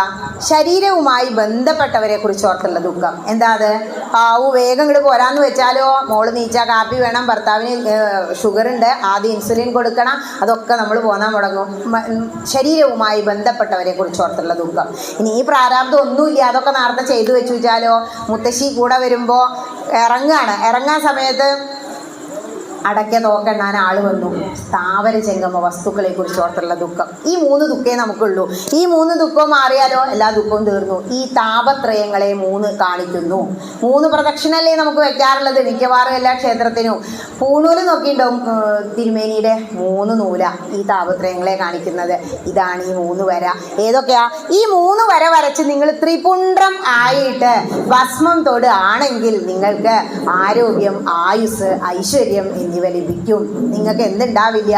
രോഗശമനം ഉണ്ടാവും, ദുസ്വപ്നം കാണില്ല, ഐശ്വര്യം ഉണ്ടാവും. ഇങ്ങനെയൊക്കെ പറഞ്ഞ് ഭസ്മമാഹാത്മ്യം മുഴുവനായിട്ട് പറഞ്ഞു കൊടുത്തു. ഇതൊക്കെ കേട്ട് കഴിഞ്ഞപ്പോൾ ഇദ്ദേഹം, ഞാൻ അങ്ങയുടെ ശിഷ്യനാണ്, എനിക്ക് ഇത്തിരി ഭസ്മം ജപിച്ചു തരൂ എന്ന് പറഞ്ഞു. അപ്പോൾ വേഗം ഈ വാമദേവ മഹർഷി ഇത്തിരി ഭസ്മം എടുത്ത് ജപിച്ച് ഈ ബ്രഹ്മരക്ഷസിൻ്റെ കയ്യിൽ കൊടുത്ത സമയത്ത് ഇദ്ദേഹം ഈ പറഞ്ഞ പോലെ എന്താ മന്ത്രം ചൊല്ലണ്ടേ ചോദിച്ചു. കുട്ടികൾ ചോദിക്കും പോലെ എന്ത് ചെയ്യുമ്പോഴും ഒരു മന്ത്രം ഉണ്ട് നമുക്ക്. അപ്പോൾ പറഞ്ഞു, ശിവപഞ്ചാക്ഷരി മന്ത്രം, ഓം നമ ശിവായ. നമ കഴിഞ്ഞ് 2 കുത്ത് കണ്ടില്ലേ? അത് കഴിഞ്ഞ് ഒരു ശാല എഴുതൂ. ഈ വിസർഗം കഴിഞ്ഞിട്ട് ഒരക്ഷരം വന്നാൽ അത് ഇരട്ടിച്ച് ചൊല്ലണം എന്നാണ് വേദത്തിൻ്റെ നിയമം. ഇത് വേദമന്ത്രമാണ്. ഓം നമ ശിവായ, ഓം നമ ശിവായ, ശ ഇരട്ടിക്കണം. ഓം നമശിവായ എന്ന പഞ്ചാക്ഷരി മന്ത്രം ജപിച്ചുകൊണ്ട് 3 വിരൽ കൊണ്ട് ആ ഭസ്മം എടുത്ത് ഇദ്ദേഹം അങ്ങോട്ട് ചാർത്തി പറഞ്ഞ എല്ലാ അംഗങ്ങളിലും ഒരൊറ്റ അത്ഭുതമാണ്. ഒരു പ്രത്യേക ഒരു ഐശ്വര്യം അദ്ദേഹത്തിൻ്റെ ശരീരത്തിൽ അങ്ങോട്ട് വന്നു. വിമാനവുമായിട്ട് ആര് വന്നു? സ്വർഗത്തിൽ നിന്ന് ദേവന്മാർ വന്നു, അദ്ദേഹത്തെ അതിലിരുത്തി അങ്ങോട്ട് കൊണ്ടുപോയി. അദ്ദേഹത്തിന് മോക്ഷം കിട്ടി. ആദ്യം എന്താ പറഞ്ഞേ? നിനക്ക് മോക്ഷം കിട്ടും. നമ്മളെന്താണ് തല്ല് കിട്ടുമ്പോൾ, ശാപം കിട്ടുമ്പോൾ മോക്ഷം തരണം പറയുമ്പോൾ ഒരുപാട് തെണ്ണിപ്പിച്ചപ്പോൾ ധർമ്മരാജാവിനോട് എനിക്കിതൊന്നൊരു മോക്ഷമില്ലേ ചോദിച്ചു ഈ ഇദ്ദേഹം. അപ്പോൾ പറഞ്ഞതാ, നീ രാജാവായിരിക്കുമ്പോൾ ഒരു ബ്രാഹ്മണന്, ഒരു ദ്വിജന് ഇത്തിരി സ്ഥലം ദാനം ചെയ്തില്ലേ, അതുകൊണ്ട് നിന്നെ തേടി ഒരു യോഗീന്ദ്രൻ വരും. ആ യോഗീന്ദ്രൻ നിനക്ക് മോക്ഷവും തരും. മോക്ഷം കിട്ടിയില്ലേ? സാക്ഷാൽ തപസ്സികൾ ഈശ്വരന്മാരല്ലോ. ഇതെല്ലാം നമ്മൾ കേൾക്കുന്നത് പ്രാവർത്തികമാക്കണം. എന്ത് ചെയ്യണം? ഇനി നമശിവായ മന്ത്രത്തോടുകൂടി മാത്രം എന്ത് ചെയ്യണം? ഭസ്മം തൊടുക. രാവിലെ അങ്ങനെ ഒരു നിയമം കൂടി പറഞ്ഞു കൊടുക്കുന്നുണ്ട്. രാവിലെ ഭസ്മം നനച്ചു തൊടണം, വൈകുന്നേരം ഭസ്മം നനയ്ക്കാതെ തൊടണം. 3 വിരലായി തൊട്ടോളൂ എന്നൊക്കെ പറയും. മുത്തശ്ശിമാരെ അങ്ങനെ തന്നെ പണ്ടൊക്കെ ചെയ്തിരുന്നത്. ഇപ്പൊക്കെ നമ്മളൊരു ഈർക്കല പോലെയൊക്കെ തൊടുള്ളൂ അല്ലേ? അങ്ങനെയായി മാറിയിരിക്കുന്നു. എന്തോ ആവട്ടെ, ഭസ്മധാരണം സയൻസും കൂടി ഉണ്ട് അതിന് പുറകില്. ഭസ്മം ധരിച്ച നീർക്കെട്ട് പോവും. ഈ ഭസ്മം ഇങ്ങനെ ഈ എല്ലാ അംഗങ്ങളിലും മർമ്മങ്ങളിലും സന്തുക്കളിലും തൊടണമെന്ന് പറഞ്ഞില്ലേ? നീർക്കെട്ടില്ലാതെയും. കുളി കഴിഞ്ഞ് വന്ന സമയത്ത് രാവിലെ നമ്മുടെ ശരീരം തണുപ്പല്ലേ, അപ്പം ഈ ഭസ്മം ഇങ്ങോട്ട് നനച്ച ഒരു ചൂട് നമുക്ക് കിട്ടും. അതങ്ങോട്ടും ശബരിമലയ്ക്ക് പോകുമ്പോൾ നോക്കിയിട്ടാ നനച്ചിട്ടാ ഭസ്മം തൊടുക. കൊണ്ടുപോകും പുഴയിലേക്ക്, പുഴയ്ക്കടുത്തുള്ളവർ. നമ്മളെ അറിഞ്ഞും അറിയാതെയും ആത്മീയതയിലാണ് ജീവിക്കുന്നത്. ആത്മീയമായ ഒരുപാട് സംസ്കാരം നമുക്കുണ്ട്. പക്ഷെ എന്തില്ല, ഇത് ഇന്നതാണ് അറിഞ്ഞ് കണ്ട് ആരാധിക്കുന്നില്ല. അറിഞ്ഞ് ആരാധിക്കുമ്പോൾ വല്ലാത്തൊരു സുഖ. ഗീതയിൽ എന്താ പറയുന്നതെന്നറിയോ? അറിവിനേക്കാൾ ശുദ്ധമായി മറ്റൊന്നും ഇല്ല. ശ്രദ്ധാവാൻ ലഭതേ ജ്ഞാനം. ജ്ഞാനത്തേക്കാൾ ശുദ്ധികരമായി ഈ ലോകത്തിൽ ഒന്നും തന്നെ ഇല്ല. കള്ളം കൊണ്ടുപോകാത്ത സ്വത്ത് എന്താ? നമ്മൾ നേടിയ അറിവാ. വേറെ എല്ലാം നമുക്ക് നഷ്ടാവും. അവിടേക്ക് പോകുന്ന സമയത്ത് ഒരു കാര്യം കൂടി പറയാം അല്ലേ, എല്ലാവർക്കും ധൃതിയാവലുണ്ടെങ്കിൽ പറഞ്ഞിട്ട് കാര്യമില്ല, എത്ര ലേറ്റായിട്ട് വെക്കുമ്പോഴേ. പക്ഷെ നിങ്ങളിങ്ങനെ ഇരിക്കുമ്പോൾ നിർത്താനും തോന്നില്ല.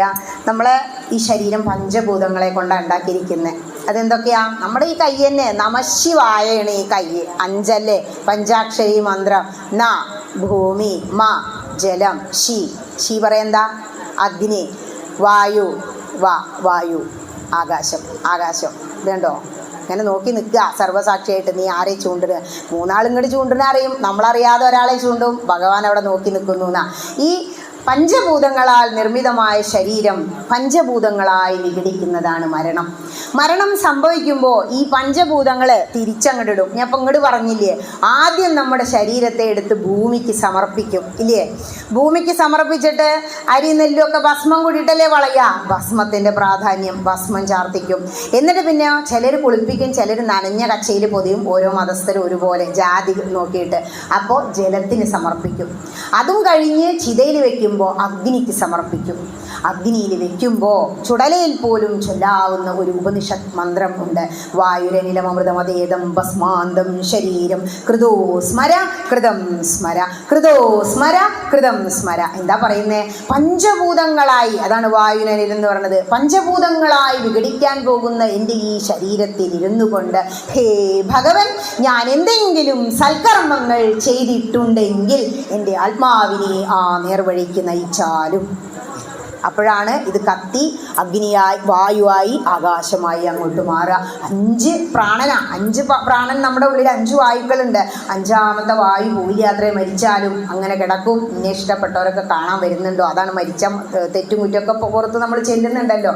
എന്നിട്ടോ ആ പോകുന്ന സമയത്ത് ആത്മാവിൻ്റെ പ്രാർത്ഥനയാണത്. ഈ ശരീരത്തിലിരുന്ന് എന്തെങ്കിലും സൽക്കർമ്മം, അപ്പോൾ സൽക്കർമ്മം ചെയ്യണ്ടേ?